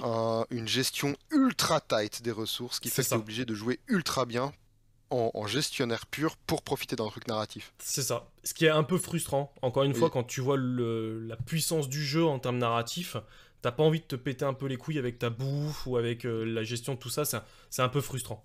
C'est un peu frustrant. Mais pareil, maintenant, ils nous proposent un jeu avec des règles, après, chacun est libre d'adapter un petit peu au mieux. C'est vrai que j'étais tendance, moi, à toujours dire non, on suit les règles à 100%, mais en fait, à un moment donné, quand t'as un jeu, tu vois, je reprends Time Story, c'est un jeu, en fait, que j'ai respecté les règles à 100%, mais je me suis dégoûté du jeu, limite, parce que ça m'a pas plu par rapport à ce que je voulais vivre l'aventure, pourtant je me suis marré dessus, mais clairement, c'est un peu frustrant, quoi.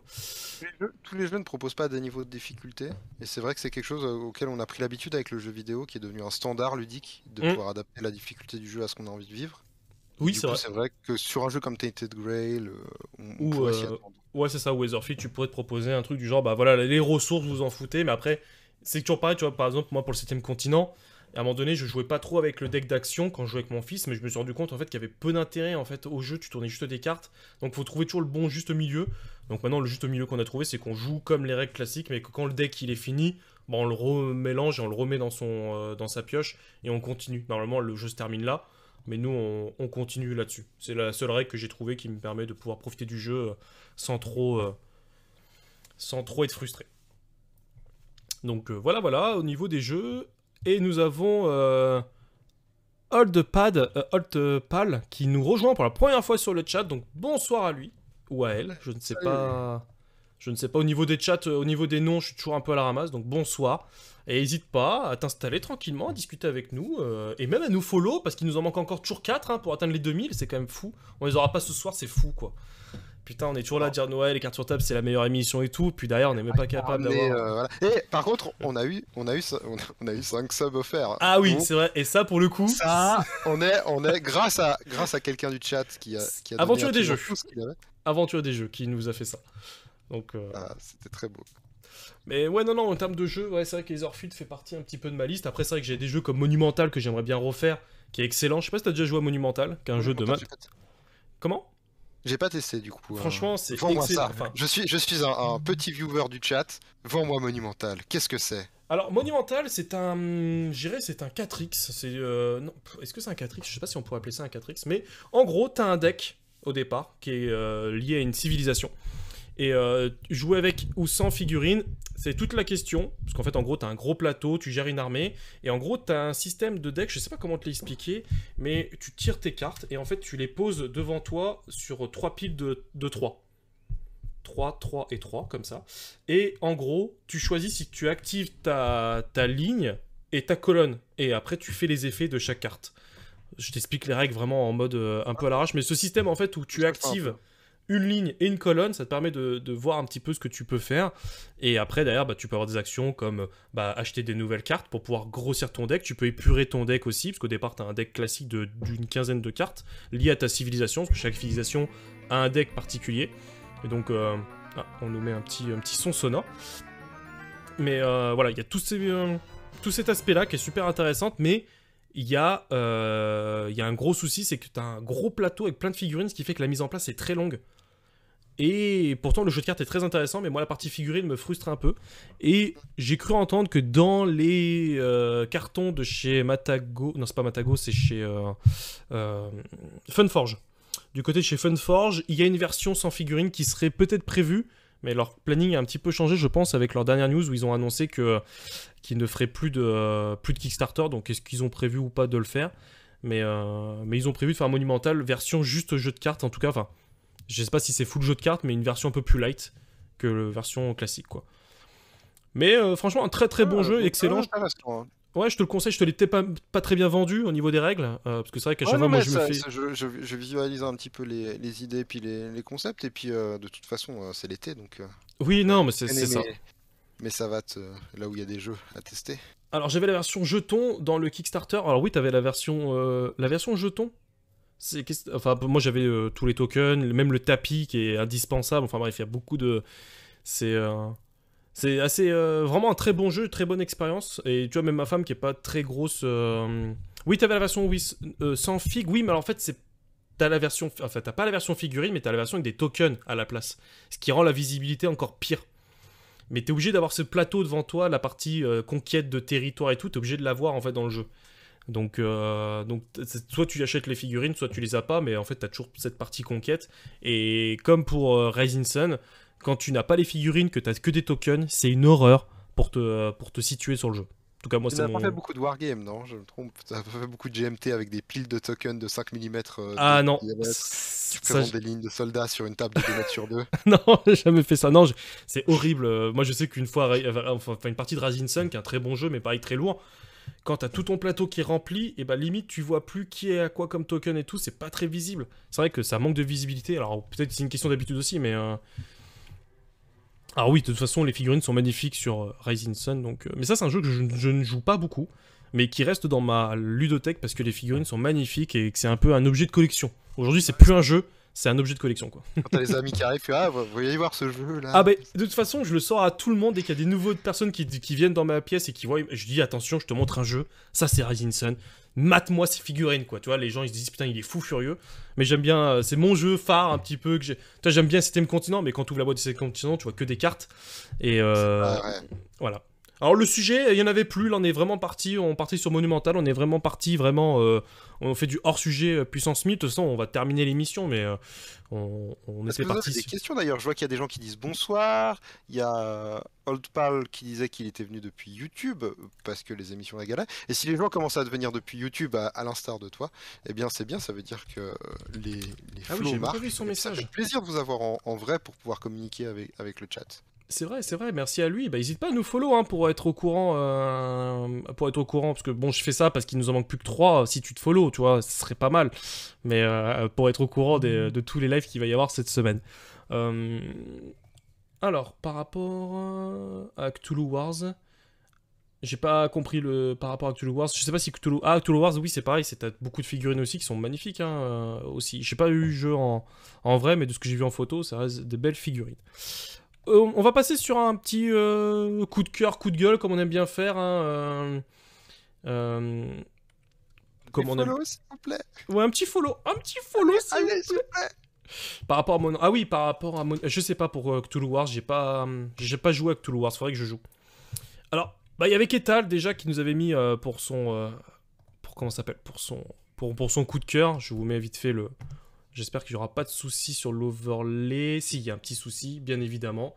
Je vais mettre en salon 3 jeux... Ah là là là là là là. Il y a un petit souci sur le salon. Attendez, excusez-moi. Il y a un petit souci. Mais Ketal nous avait mis le lien, en fait, le French Restream. C'est là où il est tout de suite, là, pour faire le CDG, c'est ça, je crois le GDC, le GDQ, non? La GTC. Le GTC.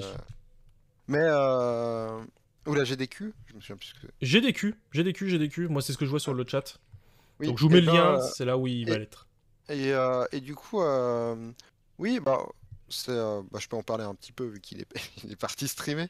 Mais c'est vrai que le speedrun, si vous le suivez pas, c'est une scène qui est pas vraiment une scène e-sport parce qu'il n'y a pas de compétition avec d'énormes cash prize. Par contre, c'est des scènes qui font souvent des événements cool. Et bah là, la GDQ, c'est un événement caritatif avec des levées de fonds. Et c'est toujours très intéressant de voir des speedrunners, c'est-à-dire des gens qui travaillent à finir les jeux le plus vite possible, si vous ne savez pas ce que c'est. Et puis là, c'est dans une ambiance où il peut y avoir des races, typiquement deux personnes qui commencent le jeu en même temps, et c'est le premier qui finit le jeu qui gagne. Et on peut le faire avec ou sans glitch, et c'est un peu une espèce de lutte contre le jeu, donc c'est toujours assez rigolo à regarder. Ouais, non, mais c'est... Je suis toujours impressionné, moi, par les speedruns. Je suis toujours impressionné de voir les mecs, les failles qu'ils arrivent à trouver. Toi, tu galères sur un jeu, moi, tu vois, Elden Ring, je suis encore bloqué sur le jeu, tu vois. Mais quand je vois les mecs, c'était Sekiro, je crois, qui était par les mêmes créateurs, hein, mais tu voyais les mecs jouer, je me suis dit, mais what, quoi? Comment ils arrivent à aller aussi vite, comment ils arrivent à éviter tel truc, enfin, je trouvais ça dingue. En fait, moi, je suis impressionné par l'exercice du speedrun. C'est un exercice que je maîtriserai jamais. Bon, en tout cas, je suis impressionné par, par la qualité des types. Ils sont vraiment très très bons là-dessus, quoi.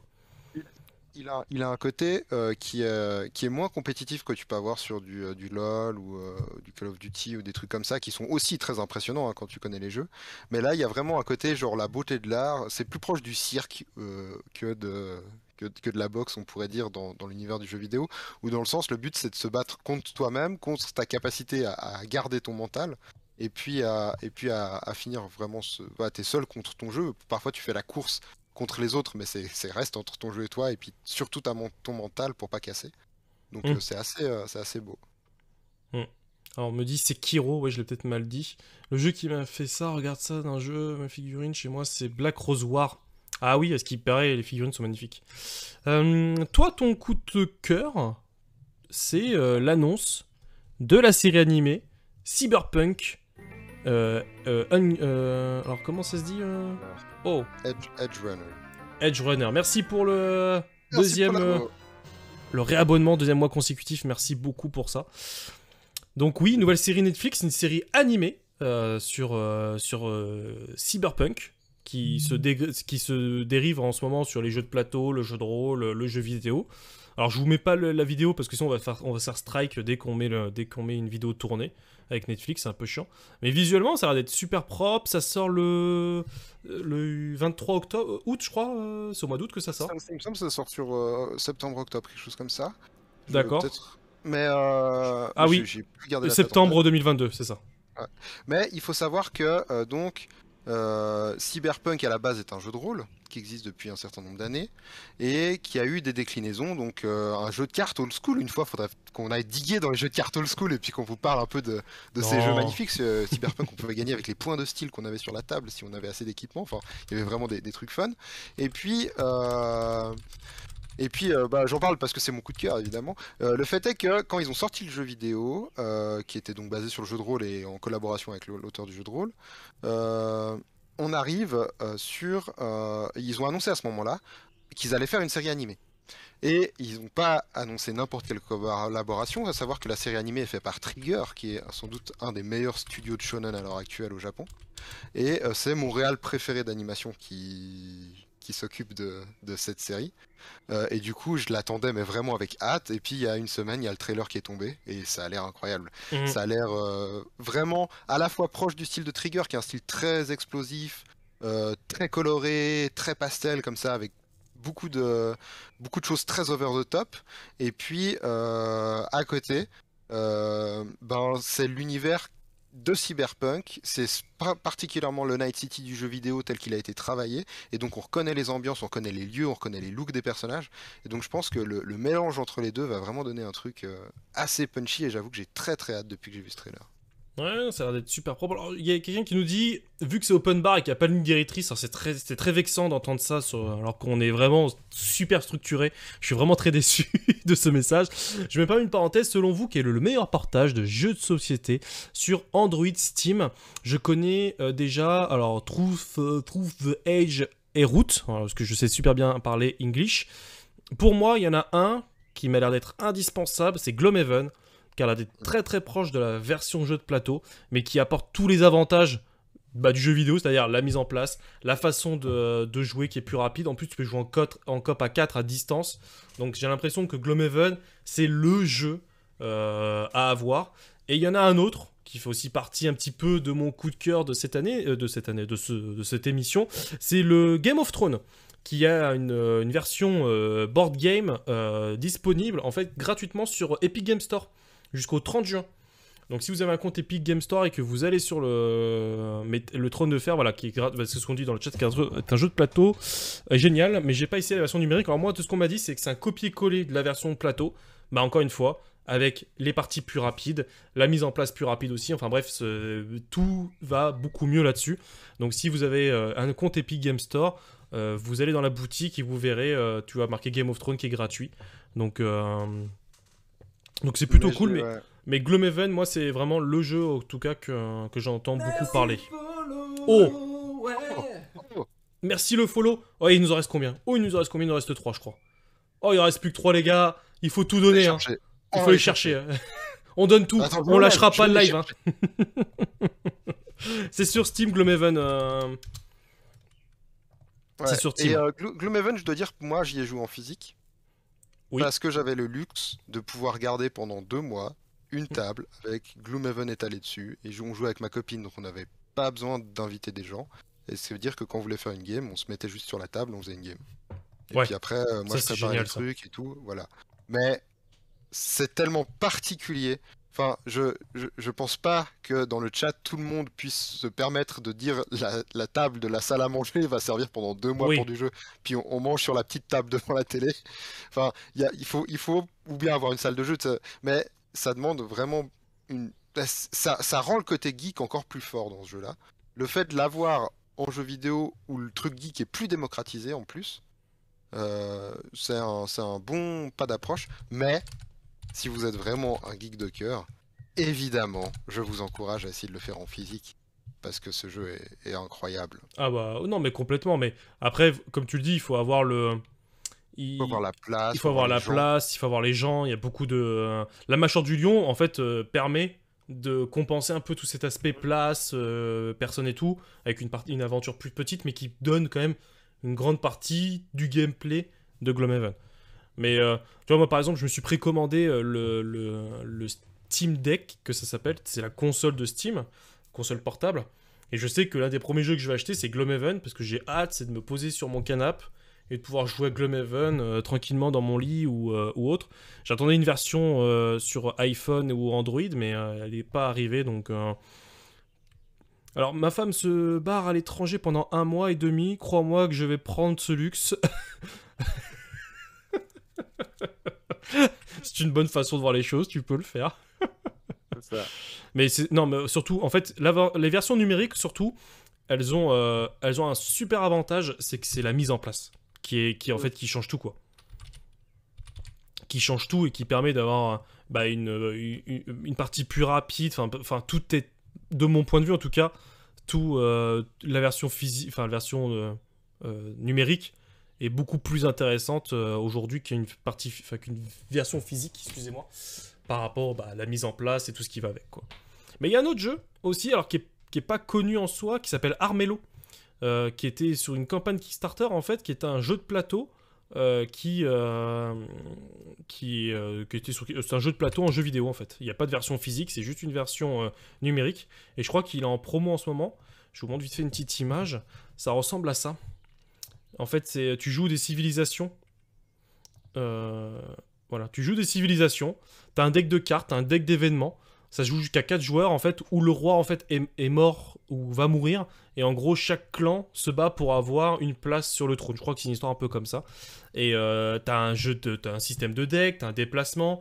Quand tu te déplaces dans les forêts, t'es beaucoup plus long. T'as des événements assez réguliers. T'as des ennemis qui viennent popper et tout là-dessus. Et franchement, c'est un super jeu. J'ai jamais réussi à faire une partie complète parce que c'est long. Par contre, c'est une longue partie. Mais c'est super intéressant. Mais les règles sont assez touffues. Donc il faut vraiment prendre le temps d'être dessus et tout. Mais ça se joue en coop et je trouve qu'en coop, il a plus d'intérêt que de jouer en solo. Mais je crois que en ce moment, j'ai cru voir tout à l'heure, ouais, voilà, moins 75% sur Steam. Donc tu l'as pour 4 € le jeu. Donc c'est dispo jusqu'au 7 juillet. Et franchement, je vous le conseille parce qu'il est vraiment très joli, très intéressant. Enfin bref, moi j'ai vraiment passé des bons moments dessus pour le peu que j'ai joué. Mais c'est un jeu que j'aimerais jouer un peu plus, que j'aimerais prendre un peu plus le temps d'y jouer, mais comme un gros jeu de plateau, ça prend du temps. Mais vraiment très bon. En tout cas, je vous le conseille. Moi, mon coup de cœur, donc c'était Game of Thrones. Mais mon deuxième coup de cœur, parce que vous savez que j'aime bien vous parler de manga récemment, parce que je m'y remets je m'y remets à fond en ce moment. Et c'est un nouveau manga qui sort dans quelques jours, le 1er juillet, qui s'appelle Darwin's Accident, où en fait on suit un chimpanzé qui est un mi-chimpanzé mi-homme.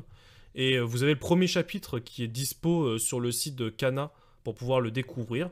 Où en fait, en gros, tu découvres qu'il y a une organisation qui se bat pour la liberté des animaux. Et en fait, au tout départ, bah, tu as donc ces espèces d'Anonymous là, qui découvrent en fait le premier monstre androïde, enfin le premier animal androïde, qui est mi-animal, c'est pas un androïde, c'est un hybride. Mi-animal, mi-humain. Et en gros, on suit cette histoire-là sur ce petit chimpanzé. Et le dessin est très intéressant et ça va être un manga un peu dans l'esprit des premiers, pas du premier, mais de la première trilogie, comment ça s'appelle, La planète des singes. Ouais. Où ça m'a fait beaucoup penser à ça. Où tu vois quelqu'un qui élève un singe et tout. Bah là, c'est pareil, le singe il parle, c'est un humain, quoi, mais c'est juste qu'il a des aptitudes et un physique de singe. Mais je vous le conseille de lire le premier chapitre pour vous faire un petit avis. J'ai trouvé ça super intéressant et ça arrive là dans quelques jours chez Kana. Voilà. Parce qu'en ce moment, j'aime beaucoup lire les mangas et celui-là a l'air d'être assez intéressant.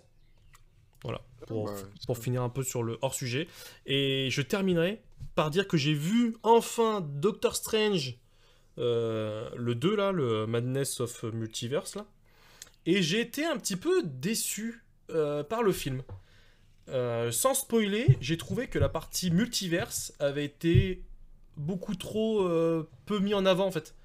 Je m'attendais à plus de délire je m'attendais pas à ce que ce soit un délire complet pendant tout le film, hein, mais je m'attendais à un passage où ce soit un peu un délire où tu puisses te balader dans quelques univers. Il y a une scène où tu le vois traverser quelques univers, mais ça dure quelques secondes en soi. Mais j'ai trouvé que l'aspect multivers était très peu mis en avant. Le seul monde où on reste réellement dans le film, il y a 2 univers où réellement on reste, qui sont très semblables, il y a très peu de différence.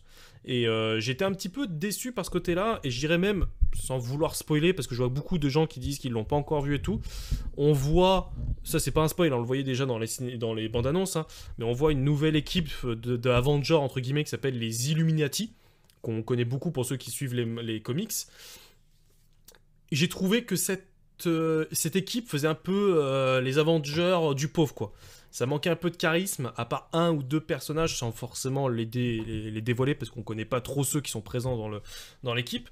Mais à part 1 ou 2 personnages qui sont assez intéressants, que tu as envie de voir la suite, j'ai trouvé que globalement, ça faisait un peu cheapos en fait. J'étais un petit peu déçu par ce côté-là. Et pourtant, j'ai adoré What If, qui était super fun, qui était vraiment parti dans un gros délire, surtout avec Ultron et tout. Je m'attendais à un truc un peu plus similaire et j'étais un petit peu frustré. Voilà. C'est mon ressenti. C'est pas un mauvais film, mais c'est vrai que c'était un petit peu... voilà, c'était un peu frustrant. Et par contre, je suis d'accord avec pas mal de monde. C'est que si tu regardes pas WandaVision, si t'as pas vu What If, enfin moi j'ai vu ça, je l'ai vu avec ma femme qui a pas vu tout ça, et elle a pas fait attention à tous les clins d'œil, tous ces petits détails là en fait que tu pourrais que grand fan en fait quand tu t'es tapé toutes les séries, donc quand t'as passé déjà 20 heures à regarder tout le reste, C'est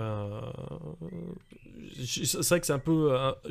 les gens qui sont pas si investis que d'autres peuvent louper des trucs assez intéressants. Voilà. Fin du spoil, parce que je vois qu'il y a certains qui ont baissé le son. Donc je baisse le spoil. Alors oui, certains n'auraient pas la bande-annonce pour pas se spoil. Ouais, je suis désolé, je pensais pas à ces détails-là. Et on me dit, je suis à fond sur Better Call Saul, vraiment une très bonne série sur Netflix. Oui, je le confirme, c'est une dinguerie. Aussi, ouais. Ah ouais, c'est une dinguerie. C'est une dinguerie. Puis le dernier épisode de la demi-saison là, qui s'est fini il y a quelques semaines, et m'a rendu, enfin, sur le cul, clairement sur le cul. Et une autre série aussi en ce moment qui m'a mis sur le cul, c'est The Boy.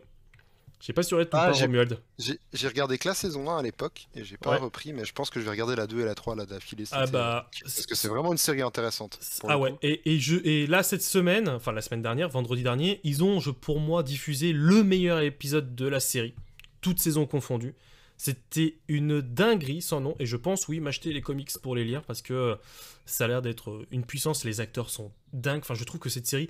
Mais j'ai toujours un problème avec cette série, c'est que quand tu sors dans du Marvel, tu sais, qui est folklore, qui est gentil et compagnie, tu vois, et que tu te tapes le premier épisode, à chaque fois ils font un truc super crash, et à chaque fois je suis en train de me dire, ok, il faut que je me remette dans l'esprit que c'est complètement barré, et que... et qu'il faut... moi je sais que par exemple je pense que le but c'est de sortir les gens de Marvel avec ça. Ah oui, avec ça. Ah mais complètement, mais en fait si tu veux tu t'attends à un truc de super-héros, enfin moi je sais que le premier épisode m'a tellement en fait perturbé par rapport à ce que je voyais à l'écran que j'ai arrêté, et il m'a fallu 2-3 semaines avant de m'y remettre, parce que je trouvais que le casting était dingue, l'histoire était dingue, mais quand tu vois la première scène, enfin l'une des premières scènes où une héroïne se fait violer par un super-héros pour qu'elle rentre dans le cercle, et là tu te dis mais je suis où là en fait, c'est quoi le délire? Et je m'attendais pas à un truc aussi... Je pensais à un truc gore, mais je pensais pas que ça irait autant dans le... C'est un peu la même pensée de fond qu'avait Watchmen, mais en version trash. Ah ouais. Et c'est vraiment cette espèce d'interrogation sur, en fait, un super-héros, si on le prend avec un bouquin de psychologie normale, forcément il pète un plomb, quoi. Bah c'est ça. En plus, tu te rends compte que les mecs, c'est des produits, et surtout que le mec qui joue... Donc moi c'est le protecteur en version française, mais je crois que c'est Homelander en VO. Mais le gars qui joue, l'acteur, il est, si tu le sens que le mec il peut vriller à tout moment, tu sens que le mec il peut partir, et il le joue mais tellement bien. Et je te dis, le dernier épisode là, la dernière saison est vraiment très très, ils sont partis encore plus loin dans le hard et dans le gore, mais le dernier épisode est vraiment dingue, vraiment dingue.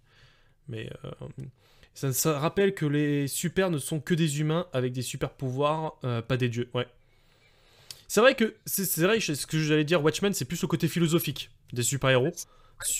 Ils s'interrogent beaucoup sur eux-mêmes, tu sais, sur alors que là, il n'y a pas d'interrogation sur eux-mêmes, quoi. C'est vraiment... C'est représentatif de ce que tu peux faire avec ton temps comme critique. C'est-à-dire que quand Alan Moore écrit Watchmen, forcément, il peut pas écrire The Boys, et puis c'est pas ce qu'il cherche, parce que c'est pas la critique qui est pertinente à ce moment-là. Oui. Alors que parler du super-héros comme produit de consommation, maintenant qu'il est répandu ultra au cinéma, etc. Ça marche super bien, quoi. Surtout qu'en plus, il y a des clins d'œil, il y a des coups, il y a un petit peu des pics sur, par exemple, la version, la Snyder Cut de la Justice League dans la série, où ils font une petite allusion et tout. Et même, je crois qu'ils ont parodié, il y avait Gal Gadot qui avait fait un petit TikTok ou je sais pas quoi pendant le confinement avec le Covid, et ils l'ont repris dans la série en se moquant un petit peu de ça, et j'ai trouvé que c'était très drôle. En fait, quand tu connais un peu tous ces détails là, ça me fait mourir de rire. Mais j'avoue, à chaque fois, parce qu'il y a eu presque 1 an et demi entre la saison 2 et saison 3, mais quand je me suis relancé dedans, tu sais, j'ai eu un petit coup de me dire, ah oui, faut que je me rappelle que c'est une série quand même un peu barrée, il faut que tu te remettes un peu dans le bain, surtout quand tu tapes, comme je te dis, du Marvel pendant quelques temps, quoi. Mais c'est vraiment très très bien, quoi. Alors, The Boy, c'est le côté trash limite réaliste. Si on est un peu ni sur l'humanité des super, Invincible. Ah ben, Invincible, c'est pareil. J'ai beaucoup aimé Invincible, la série. Je sais pas si tu l'as vu, la série animée sur Amazon. Je l'ai pas regardé, je l'ai vu passer, mais j'avoue que très pas encore eu le temps de rattraper ce genre. Non, franchement, très très bonne. Alors j'ai voulu commencer les mangas, mais j'ai pas trop aimé le visuel, même si ça ressemble un petit peu à la série. Mais la série est vraiment bien foutue, où pareil, en fait, tu suis deux super un peu, enfin tu suis un gros super, un espèce de Superman qui a un enfant dans le... Sauf que l'animation est à 2 frames. Ah, j'ai pas trouvé, moi. Après, c'était un style qui voulait ça. Et en gros, ouais, tu suis donc un Superman qui a un enfant qui a aussi donc les mêmes pouvoirs. Et en gros, tu découvres qu'en fait, que le père, il trempe dans des trucs un peu louches. En fait, le premier épisode, il est un peu bizarre, parce que tu dis, bon, bah, ok, c'est du classique, et il se passe un truc à la fin, où tu te dis, ok, il faut que j'aille plus loin, en fait. Et ça donne envie d'aller plus loin, tu découvres un peu plus sur l'univers, et c'est vraiment très intéressant, quoi. Autant de thunes et animé avec le cul, c'est dommage. Et alors ça, c'est assez commun. Mais en même temps, l'animation, tu peux y mettre la thune que tu veux. Le problème de la thune, c'est que ça achète pas vraiment du temps. Et l'animation, ça coûte surtout du temps. Donc si tes équipes sont esclavagées ou très, très hypées par ton projet, tu peux vraiment faire de la bonne animation. Mais sinon, c'est très compliqué. Mais enfin, ça c'est mon métier de parler de ce genre de choses. Donc je pourrais rester ici toute la nuit à vous expliquer ce genre de choses. Ouais, c'est vrai que là, en plus, là, on dévie complètement, on nous parle d'Umbrella Academy, mais ce qui est bien, c'est qu'on est un peu sur le même thème. J'ai commencé la saison 3, j'ai bien aimé, en fait, si tu veux, il y a un casting qui est super fun dans Umbrella Academy, et même si le scénario, il est un peu au second plan, dans un sens où c'est toujours une fin du monde. Alors, je sais pas si c'est pareil pour la saison 3, j'ai vu que les 2 premiers épisodes, pour l'instant, il n'y a pas de fin du monde au moment où j'en suis, mais ça reste toujours à peu près pareil, ils doivent sauver le monde. Et en fait, c'est surtout les interactions qu'ils ont entre eux, qui est assez barré aussi. Et j'aime beaucoup Umbrella Academy. Moi, j'avoue que c'est un petit kiff. Je sais pas si t'as regardé aussi ou pas, Romuald, de ton Pas côté. du tout, je sais que j'ai madame qui regarde ça à la maison, mais j'ai pas encore regardé. Alors, c'est pas le wokisme presque Disney-like. Ah, bah, en fait, si tu veux, c'est un peu compliqué, puisqu'il y a l'histoire, donc avec, comment elle s'appelait l'actrice, j'ai perdu son nom. Avec Elliot Page, du coup. Voilà, Elliot ça. Page, qui s'appelait, ouais, c'est ça, Elliot Page. Et en fait, ils l'ont intégré dans la saison 3, en fait, ils ont intégré ce changement de sexe, en fait. Après, moi, ça m'a pas choqué, ça m'a pas perturbé plus que ça. Le seul truc qui est perturbant, c'est que quand je regarde en version française, ils lui ont mis une voix d'homme dès le départ, en fait, ce qui fait que ça rend le truc un peu brutal. Où avant, elle avait une voix de femme, bah, sa voix officielle, et de l'avoir passée en voix d'homme, c'est assez particulier, mais c'est surtout une question d'habitude, je pense. Mais en soi, j'ai trouvé que c'était bienveillant à la façon dont ils l'ont fait. Et Netflix, je sais qu'ils sont très à fond là-dessus. Après, au fond, je dirais qu'on s'en fout un peu. Ça nuit pas à l'histoire en elle-même. C'est intégré, il y a des petits passages. En tout cas, pour les 2 premiers épisodes, c'est intégré d'une manière plutôt naturelle, plutôt logique. Mais c'est pas non plus. C'est pas du bourrage de crâne, c'est pas trop forcé, et c'est pas non plus. Alors, qu'est-ce qu'on nous dit Mais en fait, c'est Popcorn Studio, Tigurul, on te vole l'émission. Mais c'est vrai qu'en fin d'émission, à chaque fois, on fait un petit débrief, comme ça, on fait un petit peu le tour. Et il y a aussi vous, le chat, hein, qui posez pas mal de questions. Hein. Donc j'avoue que c'est D'ailleurs, aussi... si j'ose parler un peu de mon actu, Oui, vu qu'on est en phase cinéma, la semaine prochaine du 1er au 9, je serai au NIF, Neuchâtel International Fantastic Film Festival. ok. En tant que critique, je vais écrire pour un site. Et du coup, si jamais il y en a dans le chat qui passent, parce qu'ils aiment bien aller dans des festivals de films fantastiques, n'hésitez pas à me dire si vous me voyez à Et si une vous... séance ou une autre. Eh ben, Mais j'avoue écoute, que j'ai assez hâte. 10 jours à 6 films par jour, ça va être bien là-bas. en- Non, il n'y a pas de show, bébé. Je ne suis pas une identité masquée. Je suis un réel, moi. Non, mais c'est vrai que... Non, mais c'est vrai que nous, enfin moi en tout cas, je regarde beaucoup de séries. Et donc c'est vrai que c'est sympa à la fin, parce que c'est vrai qu'on parle beaucoup de jeux de plateau sur la chaîne, mais j'aime bien aussi de faire un petit peu le tour de manga, du jeu vidéo et tout, parce que c'est aussi un peu ce qui fait la passion. Mais c'est toujours... Je sais que ça vous plaît en fin d'émission d'avoir un peu ce hors-sujet complètement assumé. Et c'est plutôt drôle. Qu'est-ce qu'on nous dit dans le chat? Mais pour le coup, la saison 2, je me suis vraiment forcé à la finir. Ok, non mais je peux comprendre pour Umbrella Academy. Après, des fois il y a des trucs comme ça qui. Mais en super-héros, j'avais aussi pas mal aimé, même si c'était pas non plus si ouf que ça, mais c'était Jupiter Legacy qu'ils avaient fait sur Netflix, qui était une série de Mark Millar, si je dis pas de bêtises, et qui a été abandonnée, annulée au bout de la fin de la saison, à la fin de la saison 1, parce que les retours avaient pas été complètement ouf. Pourtant, ils avaient fait des beaux scores. J'étais un petit peu déçu, parce qu'il y avait une bonne idée, même s'il y avait 2-3 trucs un peu cheap, mais c'était pas déconnant au point d'annuler la série. Donc, ouais, ils ont annulé la saison à la fin de la saison 1. C'était un peu frustrant, parce que, ouais, je te dis, il y avait il y a une bonne idée, tout n'était pas parfait. Hein. Il y avait 2-3 trucs à corriger, mais une saison 2 aurait pu faire le travail largement. Enfin, je sais pas, j'ai trouvé ça un peu bizarre. Surtout qu'en plus, comme je te dis, en termes de score, ils avaient fait des scores de ouf. Et non, les audiences étaient bonnes, hein. Ils étaient numéro 1 aux États-Unis pendant le moment. En fait, c'est pas les audiences qui ont posé problème, c'est que c'est les retours en fait, qui ont eu sur les réseaux sociaux, qui ont donné, entre guillemets, raison ou pas à Netflix, quoi. Qu'est-ce qu'on nous dit? Il faut que je lance la saison 4 de Stranger Things, mais 1h20 l'épisode, quoi. Alors, ouais, mais honnêtement, c'est une dinguerie. Ça fait comme toutes les autres saisons de Stranger Things, enfin que l'épisode fasse 45 minutes ou 1h20, tu la gardes tous à la suite et puis voilà. Oui, c'est vrai, qui nous emmerde celui-là, tu t'enchaînes tout. Non, en vrai, moi j'ai trouvé que c'est une très très bonne saison. J'attends de voir la fin, hein, parce que pour l'instant on a vu qu'une partie de la saison. Et je sais que ce week-end, là, je sais que vendredi soir, il va y avoir un petit épisode qui va être regardé de sûr. Peut-être pas 2, je vais peut-être me laisser un peu plus, parce que je crois que c'est 1h40 le premier et 2h20 le deuxième. Mais non, c'est une très très bonne série, j'ai beaucoup aimé, quoi. Tiens, oui, bonne question pour la braderie d'Asmodée. Ah, j'ai pas vu, c'est quoi? Et les Franciliens des Franciliens ont-ils passé à la braderie d'Asmodée ce week-end? Non, j'y suis pas passé, moi. J'y suis pas passé parce que j'avais fait déjà une première fois une braderie et c'était pas super bien organisé. Et les gens sont des cons. Enfin, je le dis honnêtement, c'est des sauvages. J'étais avec une amie qui s'est fait piétiner, mais genre comme n'importe quoi, parce qu'il y avait une meuf qui est arrivée avec une palette avec plein de jeux un peu abîmés et tout. Les gens se sont jetés dessus. Elle s'est fait emporter et ça a été n'importe quoi. Et tu voyais des types avec enfin, je le raconte toujours à chaque fois parce que ça me rend dingue. Le mec, il avait 4 fois ma taille en jeu, qui se baladait avec des transpalettes, avec des diables et tout pour balader ses jeux. Et que sa femme lui disait ah et tout, ce jeu-là. Et le mec, il dit ouais, mais on s'en fout, vas-y, c'est pas cher, vas-y, on met quoi. Mais tu te dis, ouais, vas-y, gros, t'es mignon, mais à un moment donné. Je sais pas si c'était aussi pourri cette année, hein. Je te dis, moi, c'est mon ressenti d'il y a 2 ou 3 ans de ça. Hein. Je ressens toujours la même histoire. Vous savez, moi, je vis une histoire, je la raconte pendant 5-6 ans. Donc. Bah oui, non, mais les gens sont des animaux. C'est pas nouveau. Mais au niveau de l'organisation, je pense qu'ils auraient pu faire autre chose. Pour éviter cet amas de groupes, en fait, ils auraient pu mettre sur des tables, tu sais, les distiller au fur et à mesure, faire une ligne où le mec il choisit un jeu. Comment? Limiter les items. Ouais, voilà, c'est ça. Personne. C'est ça. Mais en fait, là, ce qui se passe, c'est que les gens jetaient. Je pouvais arriver et prendre tous les jeux comme ça, les mettre sur moi, et c'était bon. C'était premier arrivé, premier servi, quoi. Donc c'était un peu nul là-dessus. Mais je sais pas si cette année c'était pareil ou pas. Mais j'y suis pas allé. Mais j'ai vu, j'ai pas fait des bonnes affaires. J'avais rien vu d'intéressant. Mais il y avait un Doom qui était genre à 20 €.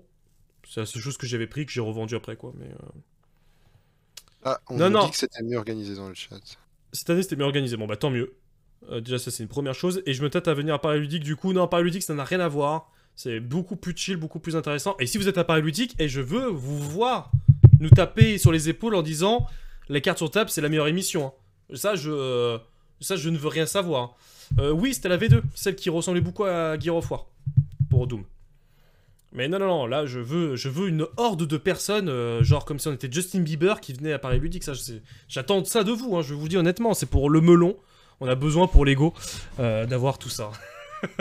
Ça fait du bien, faut reconnaître. Ça fait toujours du bien de... Non mais franchement, surtout n'hésitez pas, même si on est en train de discuter et tout. Enfin, je sais qu'à Cannes, il y a des gens qui l'ont fait, ça m'a fait extrêmement plaisir. Même si on est en pleine discussion, ça me dérange pas que les gens viennent me taper dans l'épaule pour dire ah coucou, parce que nous on vous connaît pas, on sait pas à quoi vous ressemblez visuellement, donc on peut pas venir vers vous. Donc franchement, n'hésitez surtout pas à venir nous voir. Je serai sur la table de Super Fantasy Brawl, je pense, une bonne partie du samedi pour tester les nouveaux persos. Je vais squatter là-bas. Mais après, je compte faire un petit peu le tour. Je vais aller à droite à gauche. Mais un selfie, les gens vont me détester. Non. Ah non, je serai pas là, PL, désolé. Ah non, il n'y aura pas. Alors, n'ayez pas peur, ne lui mentez pas, dis-lui que ça lui dit quoi de la meilleure. Non, mais Kyoshiro, t'inquiète pas, y a pas de souci. Et les 2000 followers APEL, non, je pense que ça sera fait dans la soirée. De toute façon, on reste là, de toute façon, tant qu'il n'y a pas les. Y a pas ça, enfin, moi, je suis parti, enfin, genre. C'est bon, enfin, voilà. Allez, maintenant, petit... on se mate un film, on fait de l'analyse de séquence. On peut en voir comme vous voulez, enfin. Oui, mais voilà, envoyez-nous des liens de jeu, on va cliquer sur live et on va voir ce qui se passe. On fait de la roulette lien à Mathieu, on lui envoie plein de liens, et puis il doit choisir, et puis parmi les liens, il y en a un qui fait planter. Ouais, c'est ça, il y en a un qui me plante mon... Ça peut être un super jeu. Attends, c'est pas tes vidéos, Mathieu, le must-have du game plateau ludique. Non, c'est pas ça. Demandez-lui de venir tester votre jeu. Il doit. Non, vous êtes vraiment des enfoirés, franchement. Vous êtes des enfoirés. Non, mais franchement, en vrai, de vrai, faut pas hésiter à venir nous voir. Je sais qu'il y en a beaucoup de fois. Enfin, j'ai vu des messages des fois des gens qui disent: ah, je vous ai vu, j'ai hésité, j'y suis pas. N'hésitez pas. Venez nous voir, il y a vraiment aucun souci. Voilà, c'était le mot de la fin, parce qu'en vrai, on va pas rester là non plus 1000 ans. Hein. Il va falloir y aller. On a fait déjà assez de hors-sujet comme ça. Je pense qu'il est temps pour les cartes sur table de tirer sa révérence. Et on se dit donc rendez-vous dès mercredi. Je serai avec Pyro mercredi soir pour tester Heredity pour un let's play. Donc là, il faut que je prépare ma table parce que c'est un peu le bordel. Et on va vous préparer un petit let's play. Ça va commencer en début de soirée, enfin fin d'après-midi, vers 18h30, 19h. Donc n'hésitez pas à nous rejoindre et on essaiera de faire un minimum de spoil, mais vous montrer beaucoup de mécaniques du jeu qui est très intéressant. Je suis très content de le mettre en avant parce que c'est un jeu que j'ai beaucoup apprécié à Cannes. Donc franchement, j'espère que vous apprécierez autant le jeu que moi. Et je vous souhaite à tous une très bonne soirée. Je te remercie encore une fois, Romuald. Et comme toujours, on va lancer un petit raid. Alors, est-ce qu'on lance un raid sur notre enfoiré de Cléonis qui nous a lâchement abandonné? On pourrait donner comme consigne à notre chat de dire bonjour le traître en arrivant. Ah oui, c'est vrai. Par exemple. Bonjour le traître. Vous savez quoi? On va lancer un raid sur entre joueurs. Et quand vous allez rentrer sur le chat, vous allez bien mettre bonjour le traître. Bonsoir le traître, exactement. Il saura se reconnaître. On est vraiment des enfoirés. On se souhaite à tous une très bonne nuit. On se souhaite, et oui, parce qu'on se souhaite tous, non, une très bonne nuit à tous. Et on se retrouve donc à très très vite pour un nouveau live. Merci encore une fois, Romuald. Ciao tout le monde. Voilà. Et fin.